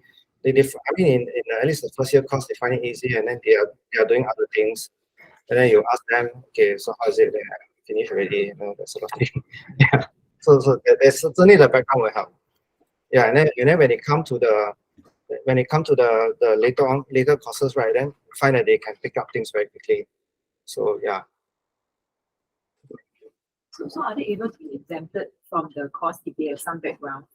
Do some tests or something, then they can just go to the Yeah. So I think SUTD doesn't have a strong mechanism for that. So like yeah. So we unlike other universities, they sit for tests and exempted, right? So SUTD doesn't have a strong mechanism for that yet. But I think what we are trying is working on it. Yeah. Because the philosophy is that because the first year is like it's a background year, you're exposed to everything. So so the wheel, how should I put it? Yeah, we're trying to see whether it makes sense to have a larger proportion of students to be exempted from the course. Yeah. Yeah. Yeah. Any more questions? Yeah.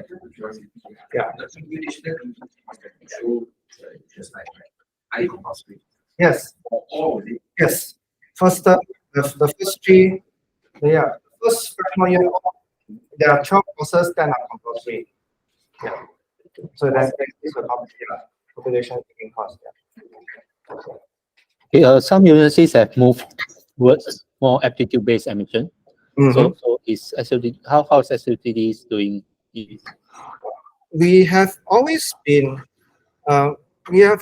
adopted a holistic philosophy. So in a sense that we don't just look at the transcript that the students present to us, but they have to come to us to apply to our interview and then showcase their passion for technology lah. So essentially the interview is one of the key data points that we take in. So if they go to the students come to the interview and showcase, hey, I've done a lot of projects, blah blah blah, and then we look at the grades, hey, maybe the grades are not so good, but they have a good portfolio and so on.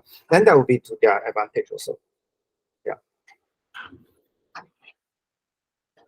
So yeah, so we don't publish our say cutoff grades or A level, I mean, or poly GPA. So we don't do that. So because the philosophy is essentially this holistic evaluation of the students. Yeah.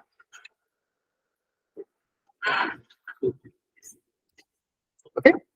Okay. All right. Okay. Thanks a lot. Yeah. Okay. So next, we actually have SIT. Yeah. So Mr. Kairu will share with us how Python is used in the latest local university.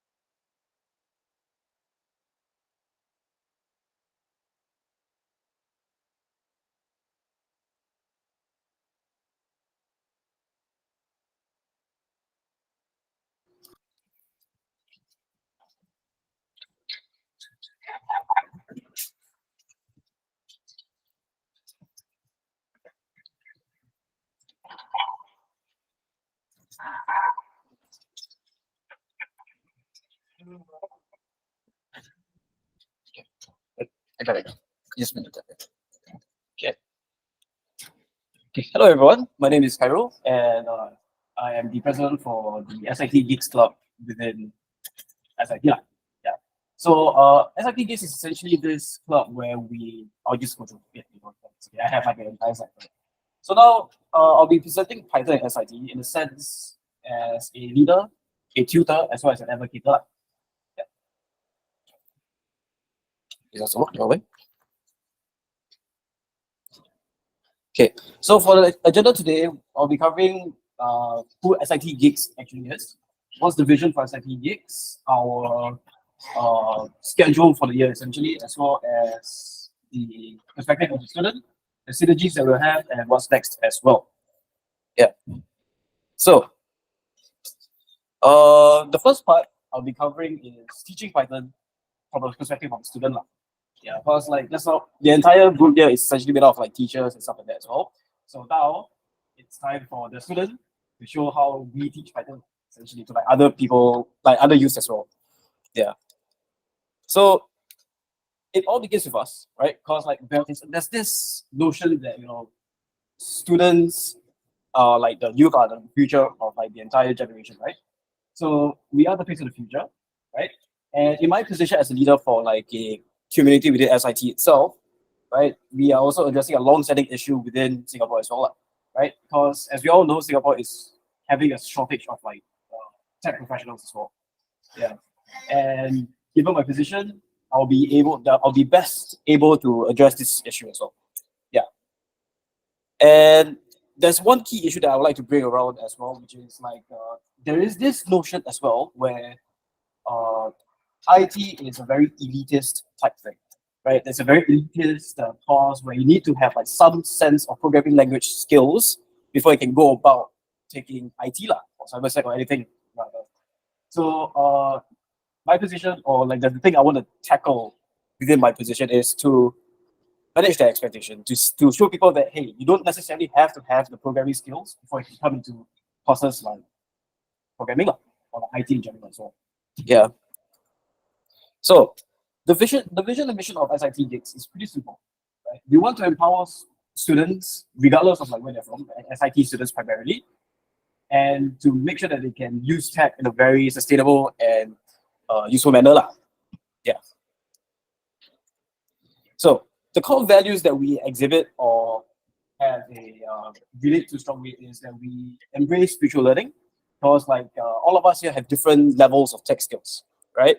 And what you may know, I may not know. So it's best that we complement each other's like gaps in knowledge, and that's how we grow together. Yeah. Then the next one is embrace innovation and fun, right? So for innovation, it's quite rampant right nowadays, especially with ChatGPT and stuff like that as well. So SIT Geeks, we like to talk about new tech as well. Yeah. And last but certainly not least is to foster friendships between peers. Because friends and networks, very important. Yeah. So in the SIT Geeks calendar, we have a couple of events, right? But the ones I like to highlight is the Python Playground one, right? Because for Python Playground is not necessarily just for like teaching Python as well, right? But rather it's also a DNI initiative as well. DNI is diversity and inclusion.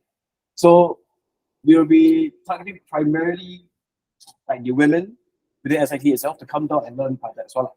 So like the basic skills of Python, right? Like how do you use it for data analytics? How do you use it for AI? How do you use it for whatever task that they're from? Like for example, accountancy, right? So how would they go about using Python in their professional lives? Yeah. And then ChatGPT as well, because new tech. Yeah. Because I've heard some stories from my friends as well.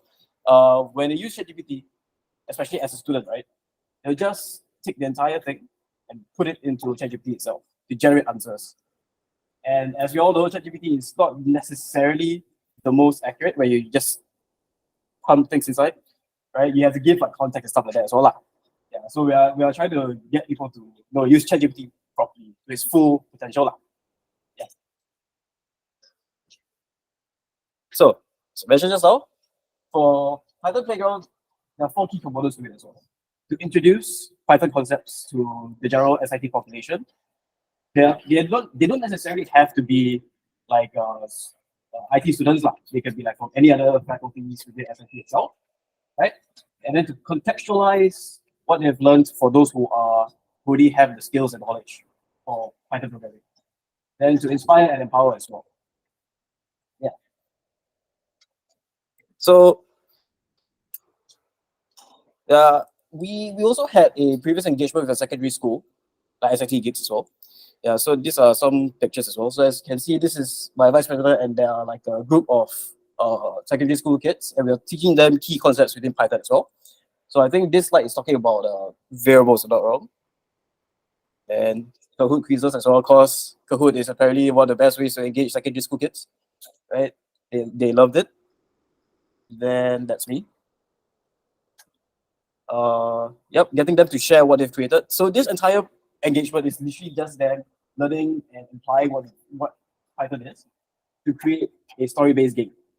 So they will learn key concepts like your conditionals, which are if-else statements, then variables. So like, for example, x equals to 8, x is a integer variable, stuff like that. And they apply that to make a coherent storyline. And there are different options as well. Yeah. And this is one of the students sharing. And yeah, going through basic code. And look, all the happy faces. Yeah. So with that, I'll go into the head of a student learning Python in SIT. So for SIT, we do have a couple of courses, right? And it's split across like different faculties as well. So for the first one, ICT, SE, and IS is essentially software engineering as well as information security, right? So software engineering is more of like how you develop software, how do you get the skills to make the software, right? And IS is very simple, how you break the software, yeah, and like networks and stuff like that as well. And then not forgetting the hardware components to it as well, which is computer engineering and computing science, which is a joint degree program with the University of Glasgow. Yeah, and there are new additions as well, which is the next three: artificial intelligence, fintech, and digital supply chain. These are new courses, right? And they are more applied as well. So they learn key IT concepts as well. Yeah, applied artificial intelligence.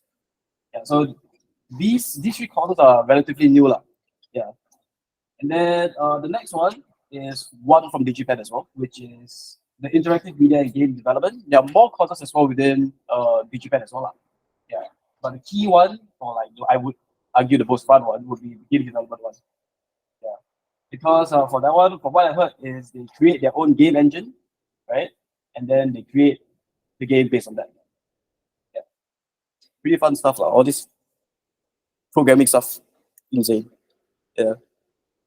So I mean, if you guys are interested to like know more about like the courses within SAP itself, here it is. Yeah, it's all the computing courses, yeah. There are more information because there's a lot to cover. So I'll just create a QR code that you can just read on your own. Yeah. So my perspective of learning programming within SIT itself. So SIT prides itself in applied learning university, right? So what that means is essentially you apply what you learn. So whatever you've learned in class, like the theory and all that, will be applied to the tutorials. So there will be different labs and exercises and all that, where you'll be able to apply what you've learned. So for example, I have taken a Python fundamentals course, right? And what they do is we have weekly lab sessions where you get to use what you've learned and create a program on your own with no guidance. I mean, ChatGPT, of course, but don't talk about that part. Yeah, it's quite a open secret within the students as well. Like we get ChatGPT to help us with it. So yeah, and for DSA as well, we do the same thing. So I'm taking DSA this trimester, which is data structures, right? And we use Python primarily as well. Yeah. And in addition to that, with the fact that it's applied learning, we get to collaborate with like different students from across the different degree programs as well, right? Because for object-oriented programming, like the module itself, we get to be together with like the other students or other modules lah.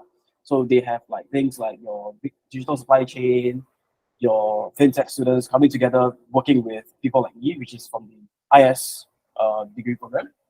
And then we just create a program together. Mine was to create a game lah from scratch. Yeah, in C no less. Yes. So with regards to that, because it's collaborative learning, right? We get to solve problems together.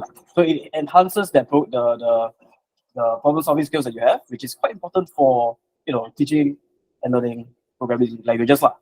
It doesn't have to be like Python and stuff like that, right? Yeah. So there are some key overlaps between teaching Python as well as learning Python itself, right? 4 of which are listed here. So the very first one that I can see, or rather I experience myself, is the fact that you problem solve. You have a increased sense of problem solving skills, and you get to apply programming thinking skills to whatever you do, essentially. Yeah. And there's also mutual support, right? Because you help one another and you solve the problem together. And there's also empowering and practicality as well.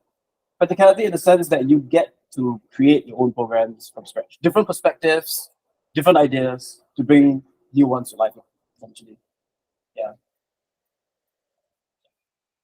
So, the future, right? So what does this all mean? Being a tutor plus a leader plus a student in programming or Python or whatever, right? I think there are 3 main components. The very first one would be to,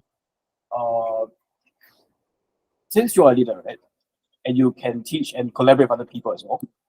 There's one key element which I think we should all embrace now, especially, which is to embrace diversity and get more people into tech as well. Doesn't necessarily have to be from the IT industry or to be a male as well. Everyone can do programming, essentially. It's just whether or not we make it appealing to them, right? Because everyone has their own notion of what programming is, or IT is, for the matter. So it's up to us to be able to make it more attractive and appealing to learn programming, because it's such a wonderful world, right? Yeah. And then the second one is to be able to continuously learn, because as we all mentioned just now, there's the buzzword, which is generative AI, right? And generative AI is very disruptive, I agree. But the fact of the matter is that we should embrace AI because it will help a lot with our workflows, essentially, right? And last but not least, I think would be to continuously learn.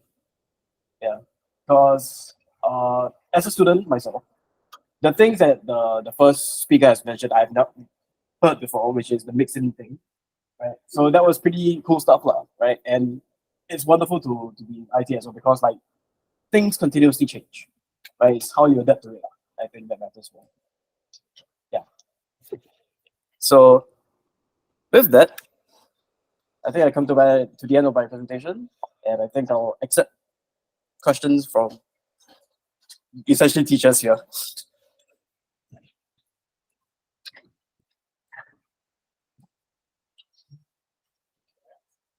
Yes, please.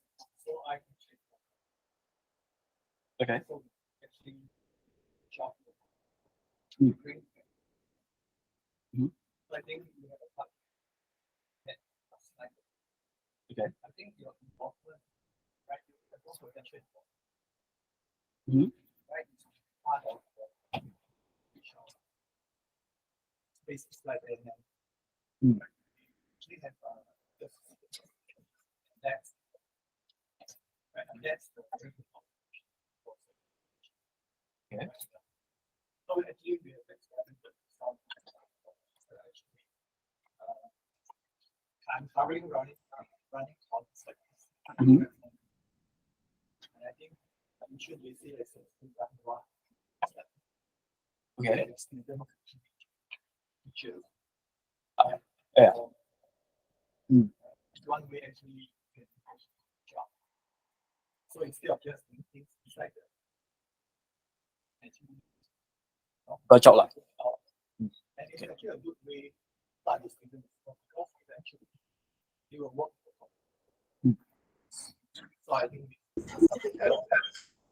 Yes. Thank you. Just now you mentioned that there's some outreach. sorry, for secondary school.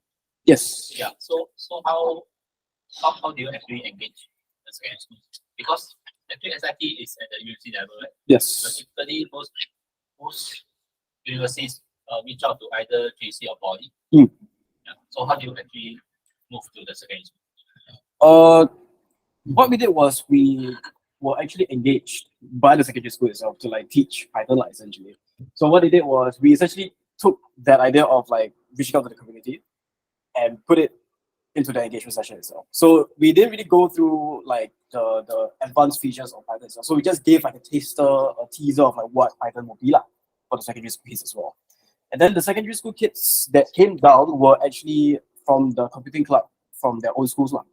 So what they did was they already have the interest for Python. So what they did was they just joined and we just helped them.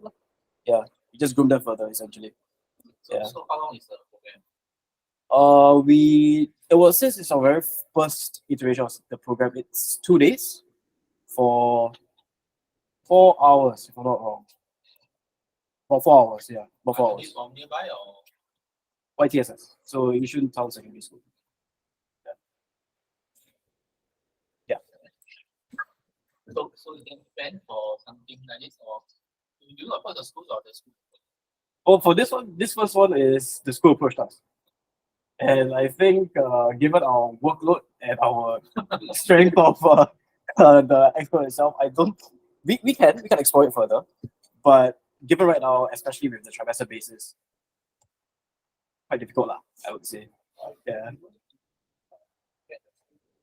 Definitely. But trimester based and a lot of different projects lah. So we still will figure it out one way or another lah. Yeah.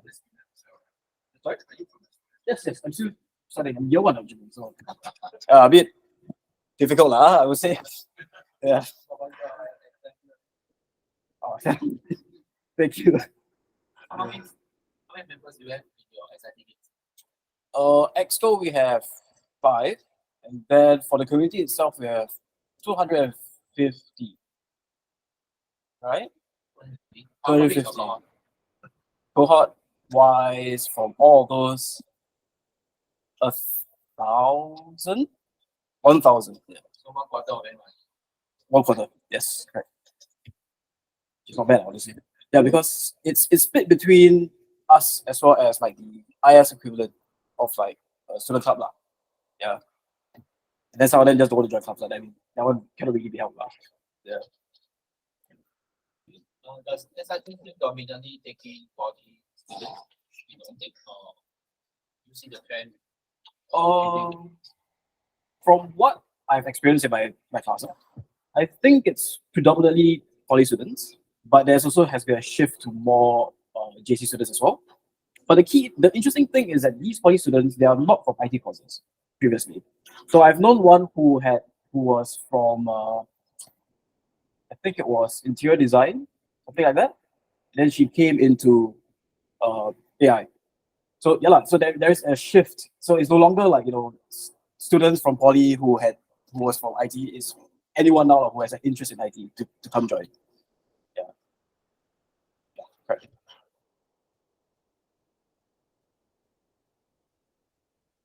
Any other questions? No? Oh yes, yeah. Like you said that I'm not student, and you said that you taught Python. Yes. How far do you think that your teaching them are effective on them? So for SIT gigs, what we do when we gauge our effectiveness of programs is we run multiple iterations of it. So we took bits and pieces of what we've learned from previous events and we applied it here. And given that this is the very first iteration of it, it's a good old feedback formula. And we just ask them, okay, so is this good? Or it could be better? You enjoy the Kahoot quizzes? Is it too difficult? So questions like this are to gauge their understanding as well. Of course, we have to like moderate it a bit lah, because like you're from like computing the club, right? So it may be more biased lah. was great actually. Yeah, so happy with it. So very surprised, honestly. Yeah. How about the current gender ratio in SIT? Oh boy, current gender ratio. Okay. I would say, okay, for my class itself, I would say that it's 1 to 10. 1 to 10. 1 to 10. Right? Yeah, 1 to 10 in one class. Engineering is worse actually. Like computer engineering is way worse. Yeah. It's even worse than yours. Yes, it's 25%. Yeah, this is 10%. No, it's way worse. Like, So how do we solve this? that's a good question that I'm also trying to figure out as well. Yeah. So, but I think breaking down gender stereotypes is very difficult. Right? It could be, there are many different ways to go about solving it. Right? But I think one of the key ways, especially as a leader or like tutors or educators as yourselves, I think it's more of, like I mentioned just now, to make it attractive to them and to make them know that, hey, there are other women as well in the IT industry, and they're also quite successful. Right? So I think if you bring them, these case studies of like women in IT, they'll generally be more inclined to join them. Yeah. Because interest can only get you so far. Definitely, right? So I think the best way to go about doing it is just to make it appealing to them. Yeah. By having those clinics, right? Like, teaching them like Python, hey, it's actually not difficult, like, you can just come and enjoy. And also to make them know there are other people like them in the industry itself. Yeah. Key ways, like, I feel.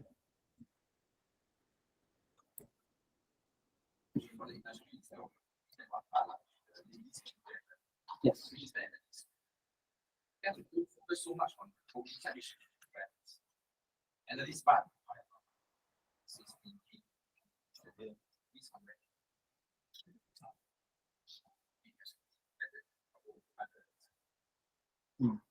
I think IT industry as a whole has this issue. Yeah, ICT as well.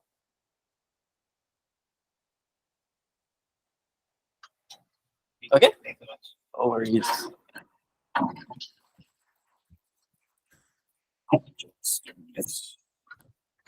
So next we have Mr. Vincent from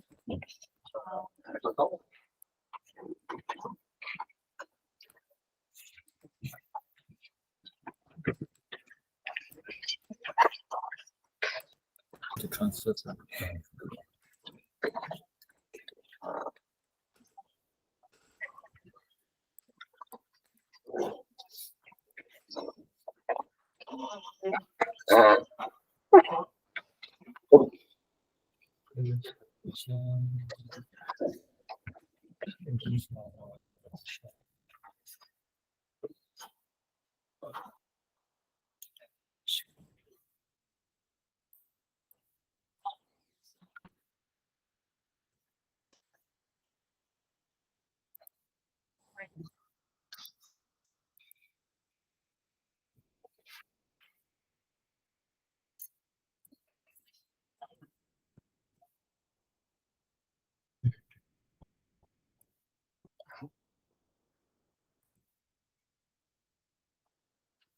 You will see me. Wait, let me do something. Team this one. Yep. I can see that. Okay. Alright. Okay, so good morning, everyone. How are you feeling today? Feeling good? Right, yeah, so just to catch a bit, like, this is just some sharing from me. So on the education resources that I have from the Microsoft, right? So for myself, I'm the Microsoft technical trainer, so based in Singapore right now. So my focus area will be more on the AI robotics, Internet of Things, and the cloud computing. So previously, actually, I'm more into AI robotics. That is where I met Mr. Gee as well. Yeah, so I do more on AI robotics early on, and right now I'm moving to more cloud computing. Yeah. So these are some of the certification courses that I've been teaching so far. So I know it's a bit blurred, but later on I will share with you some of these from my link. Yeah. Okay, so basically all the fundamental courses. So I was hired as part of the fundamental team. So I teach all the Azure fundamentals, AI fundamentals, security fundamentals, data fundamentals, all right, and Power Platform fundamentals as well. Yeah. So and recently, due to some changes, we are upskilled to teach more advanced courses like associate courses like Power BI, data analyst, and also in next month I will be teaching Azure AI as well. Yeah. So we are constantly learning, right? So from there, yeah. So that's why I would like to share this wonderful quote that I always share with my learners in the class as well, right? So that inspire them. So we cannot be someone that know everything, right? Because we are just keep on learning and learning. So, but we can be the learn it all person, right? Wherever there's a new technology, we can learn about it and not just know everything. Right? So there's an expectation that I always set with my learners so that they know that when they ask me a question, I may not be giving them the exact answers directly, right? Or maybe I will point them to some resources and so on, right? So that's why I set this right for them so that they may not have the expectation that, oh, you are a trainer, you should know everything. So as always, I went through the ACLP courses as well. They call this as well. We are the facilitator. We are not the instructor, right? I'm just come here to facilitate the flow of the session, right? All right. So I hope this is good one. So for my presentation, I make it very simple one. I don't have much slides, so I have all the links that will be useful for all of you. So you can scan this code or go to this and I will later on go through one by one for each of these resources, which is by Microsoft, and it's actually most of them in the Microsoft Learn, right? So yeah, please scan this or take a photo of this, and you can directly go through that. So this is the first one. If you see the PyCon SG 2023, right? So this is all the some other links that I have, like my others video also. You can also have a look, right? So this one. So if you haven't take a photos or scan this, so we can go through this together, right? So not just I'm presenting in here, yeah. All right. So if you are on the, so click on the first link there. Yeah.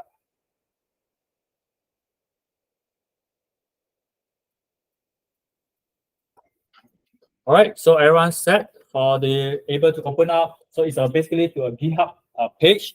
So it's my personal GitHub. So with all the links right there. Yeah. So right there. So hopefully no broken links.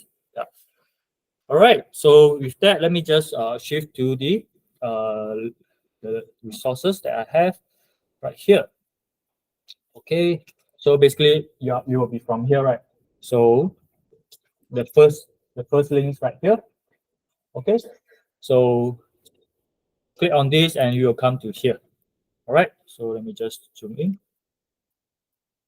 So these are actually just some of the resources that I have. There might be more out there, right? But these are some of the more prominent ones that I kind of found, and I think will be useful for all of you right here. Yeah. So which brings me to the first one, which is the Python for beginner right here. All right, and this Microsoft Learn. So how many of you here are new to Microsoft Learn platform? Microsoft Learn platform, really? New to Microsoft Learn? Well, Microsoft Learn is basically a platform where they host all the free learning resources by Microsoft.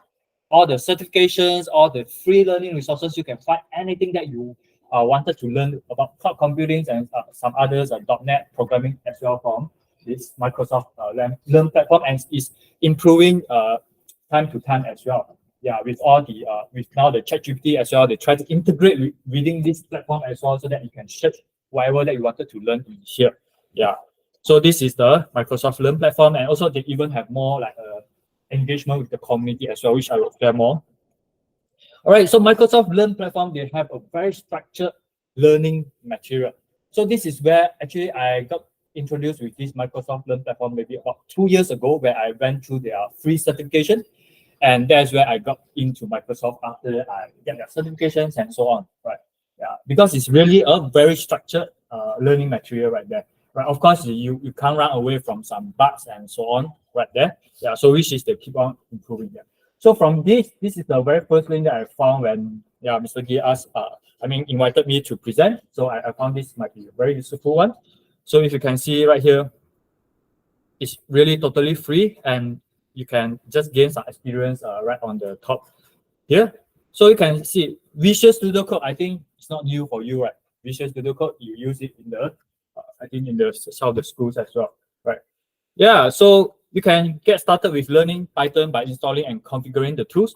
So they will guide you through each and every step. So if you can see, validate your Python version and installation, install Python 3, install Visual Studio Code, all the things step by step, and also this suggested time right there as well.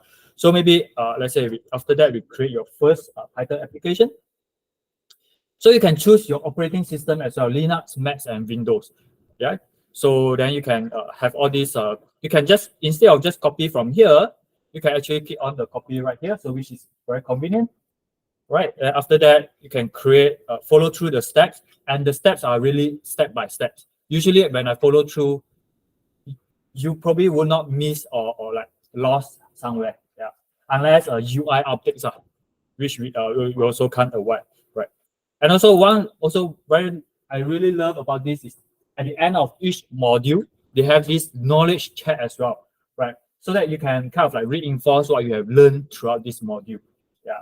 So what Python function is used to display information on the screen. So then the probably student will go through that. So let's say I go through this Python currently supported Python 3 print, I think, yeah, it's used for Python file. So py, check your answer. All right, so all correct. If you want to review or if there's wrong, then they will tell you the correct answer as well. Right. Then after that, they will go through the summary. Then you can move on. And there's an easy navigation, right? All this as well, so that to track your progress for the learning. Yeah. All right, so that's the first one. So for the get started with Python. So let me just go back again. All right, so you can see, write your first Python programs, create and manage project in Python, use Boolean logic in Python.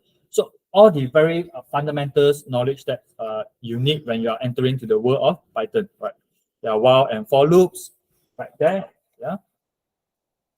Okay, until the end, probably here is a bit more advanced. It's getting started with the Jupyter Notebook for Python, yeah.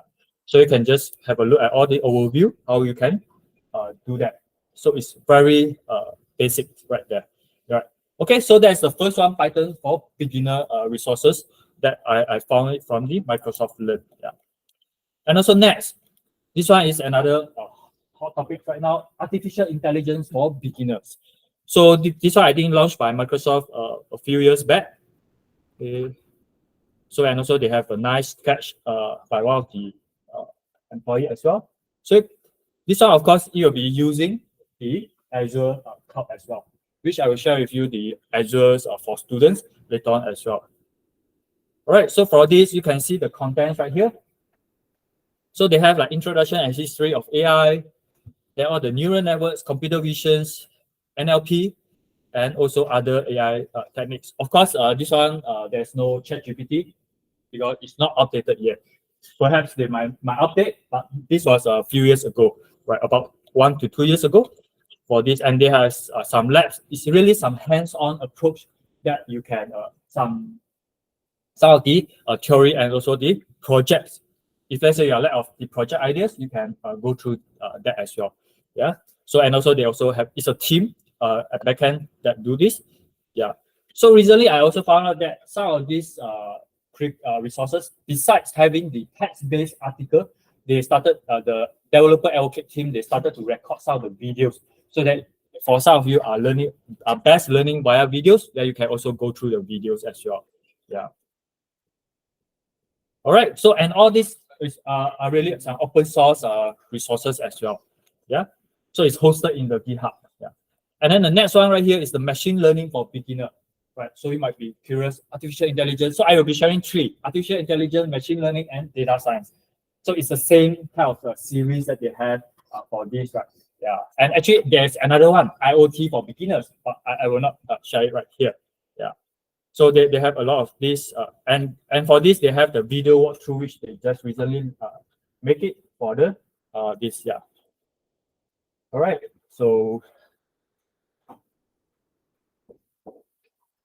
So machine learning, so artificial intelligence, as you know, is really the big topics right there. Machine learning is the sub of the artificial intelligence, right?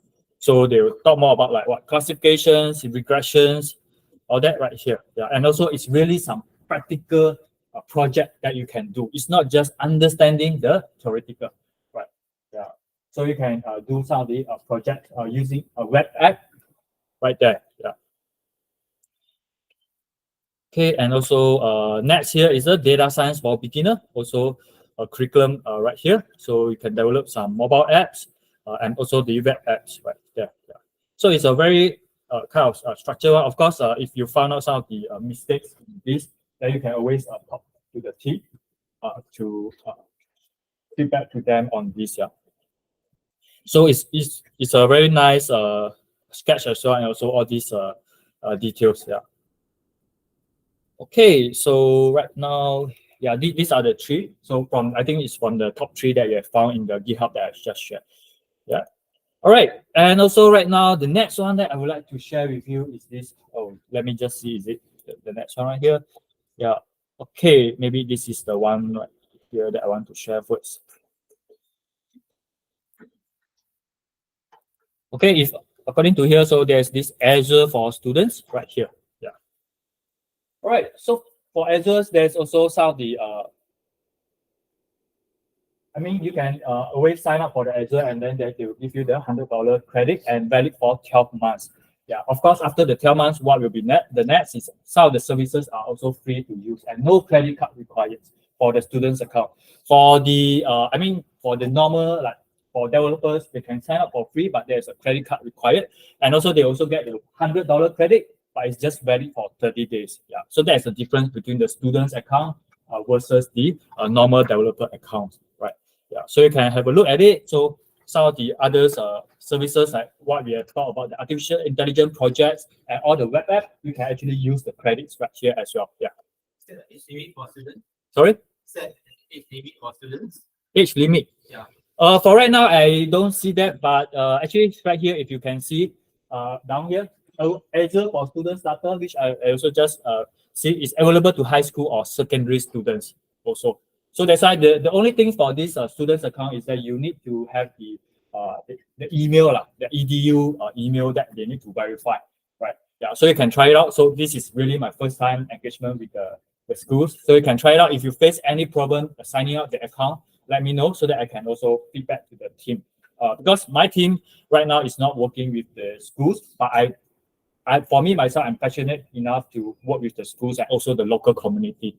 Yeah. So if you face any of these problems, so that I can work with the internal teams, some of the others team, so that we can feedback them. Because in the state, actually, they do work with the university schools as well, right? For this kind of mentorings and others as too. Yeah.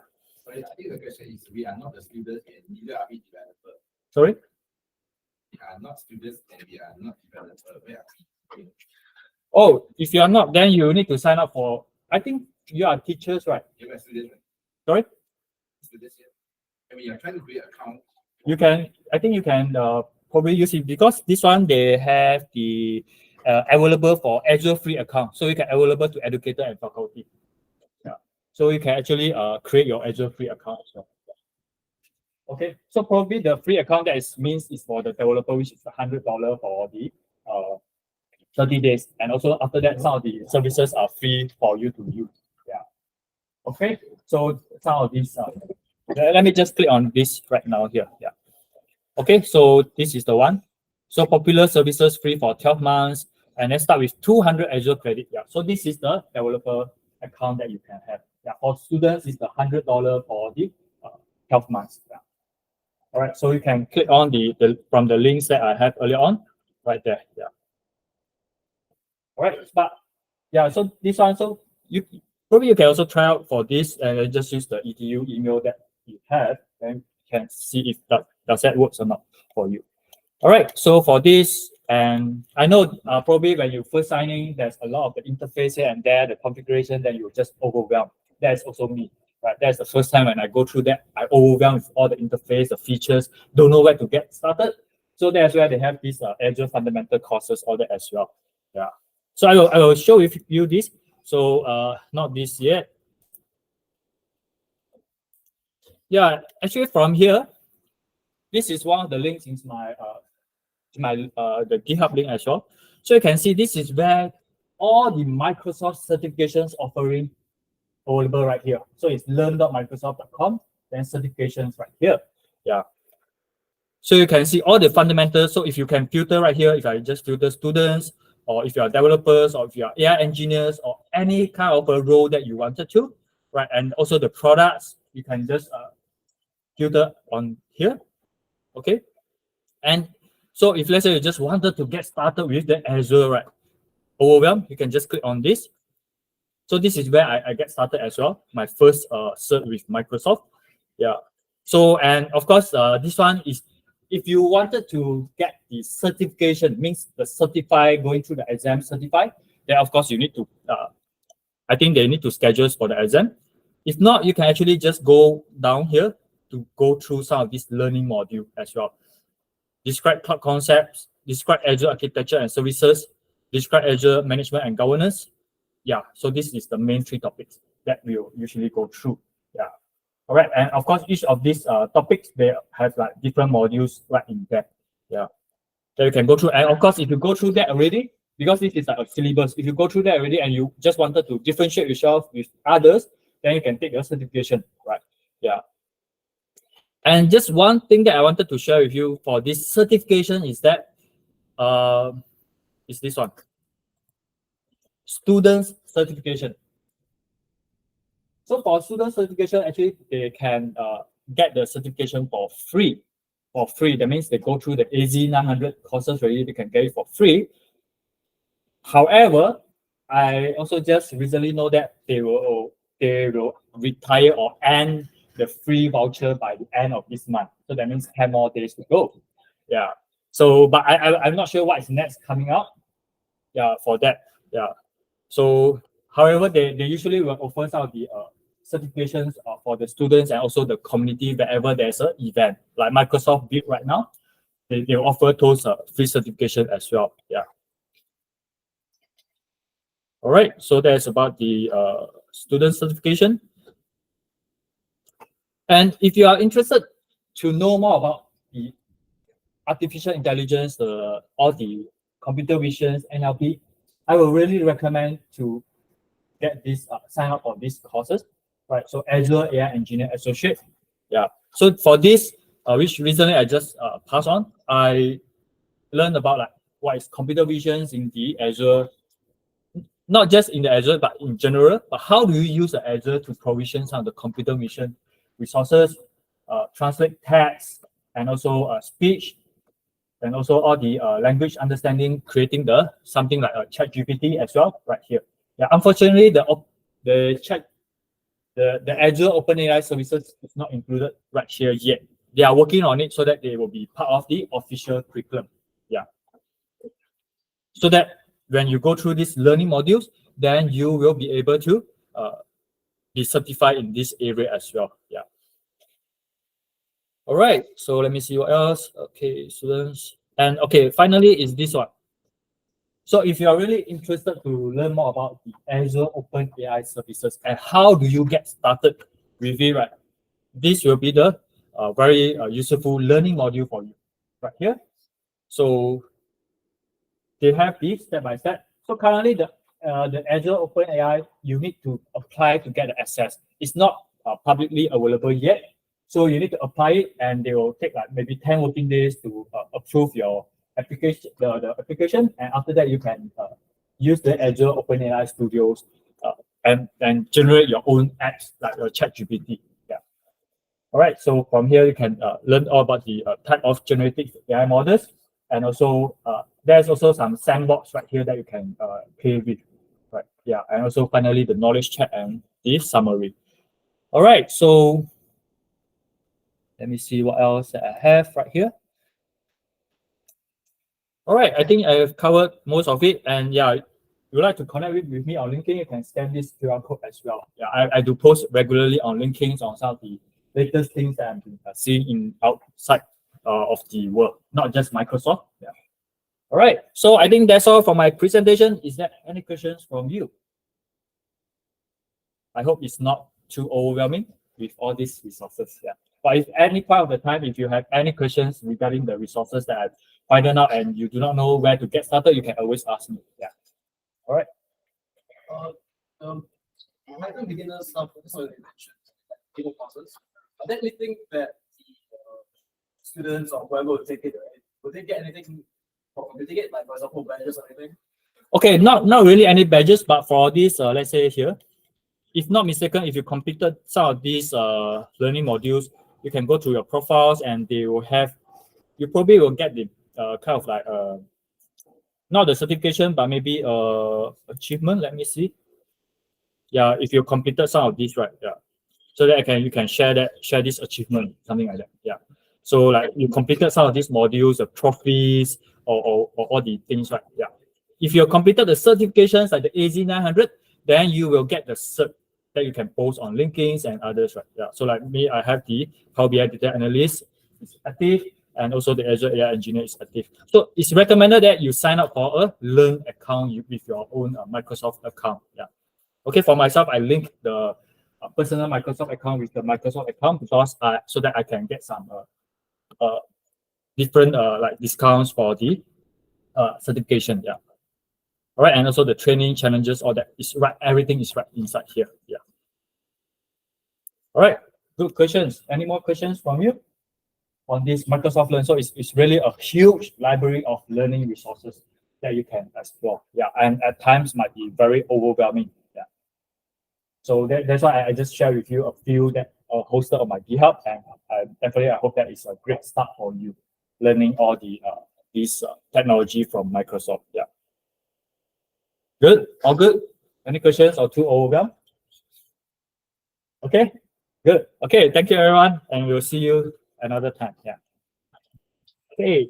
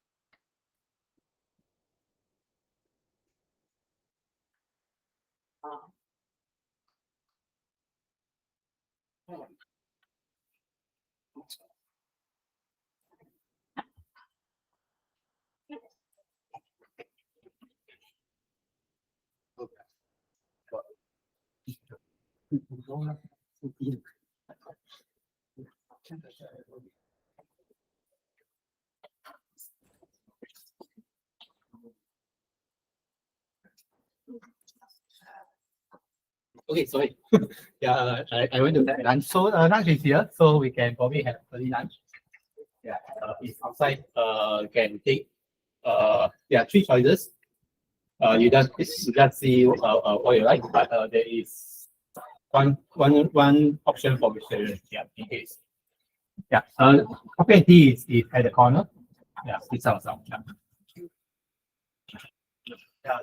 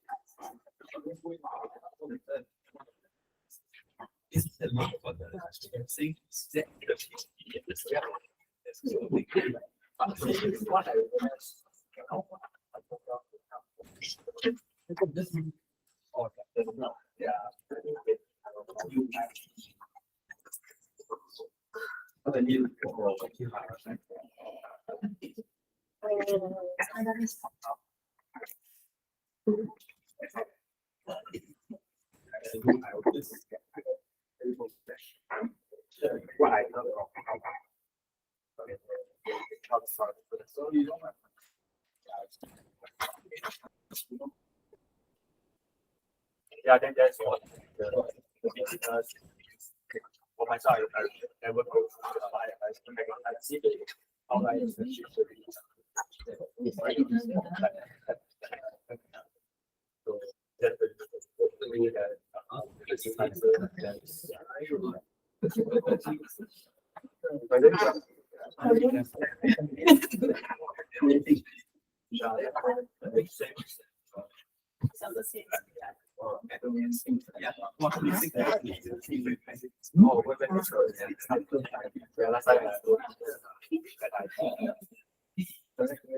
Yeah, because my last role is AI robotics.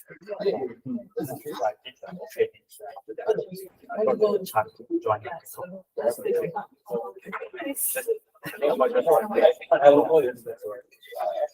I love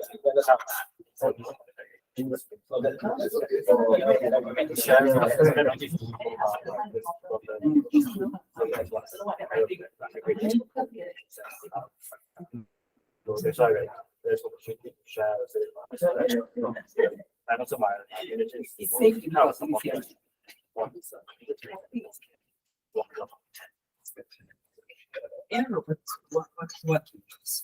Oh, yes.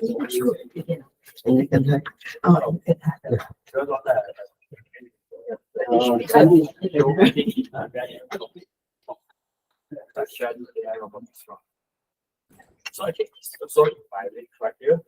So I actually quite a lot of things that I had. So previously, because I worked of technical also.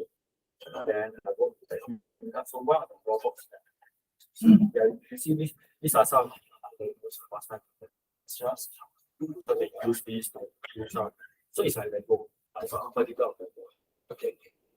So this is Singapore. No, it's a China brand. But I'm local.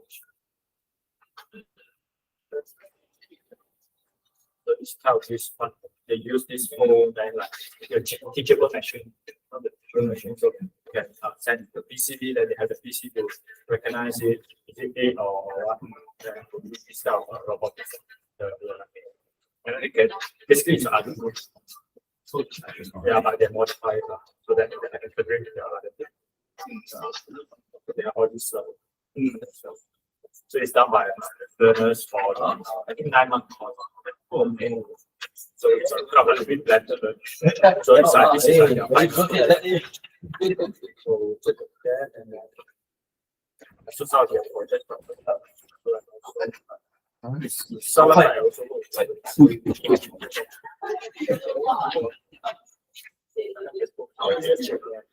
some of my sharing is and also this is how I joined Microsoft. And also my life as a Microsoft. That's how that. Yeah. Because early on when I interviewed Microsoft, I reached out to this person via LinkedIn, and he shared something. Then because he has this, then I kind of like saying that get feedback to you, I really to share my experience. So he's hosted me.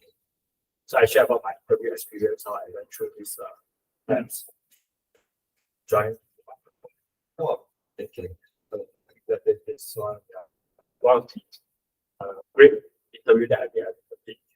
Like how am I involved in the communities, or that I went to all the maker fairs last time in Singapore right here. So yeah.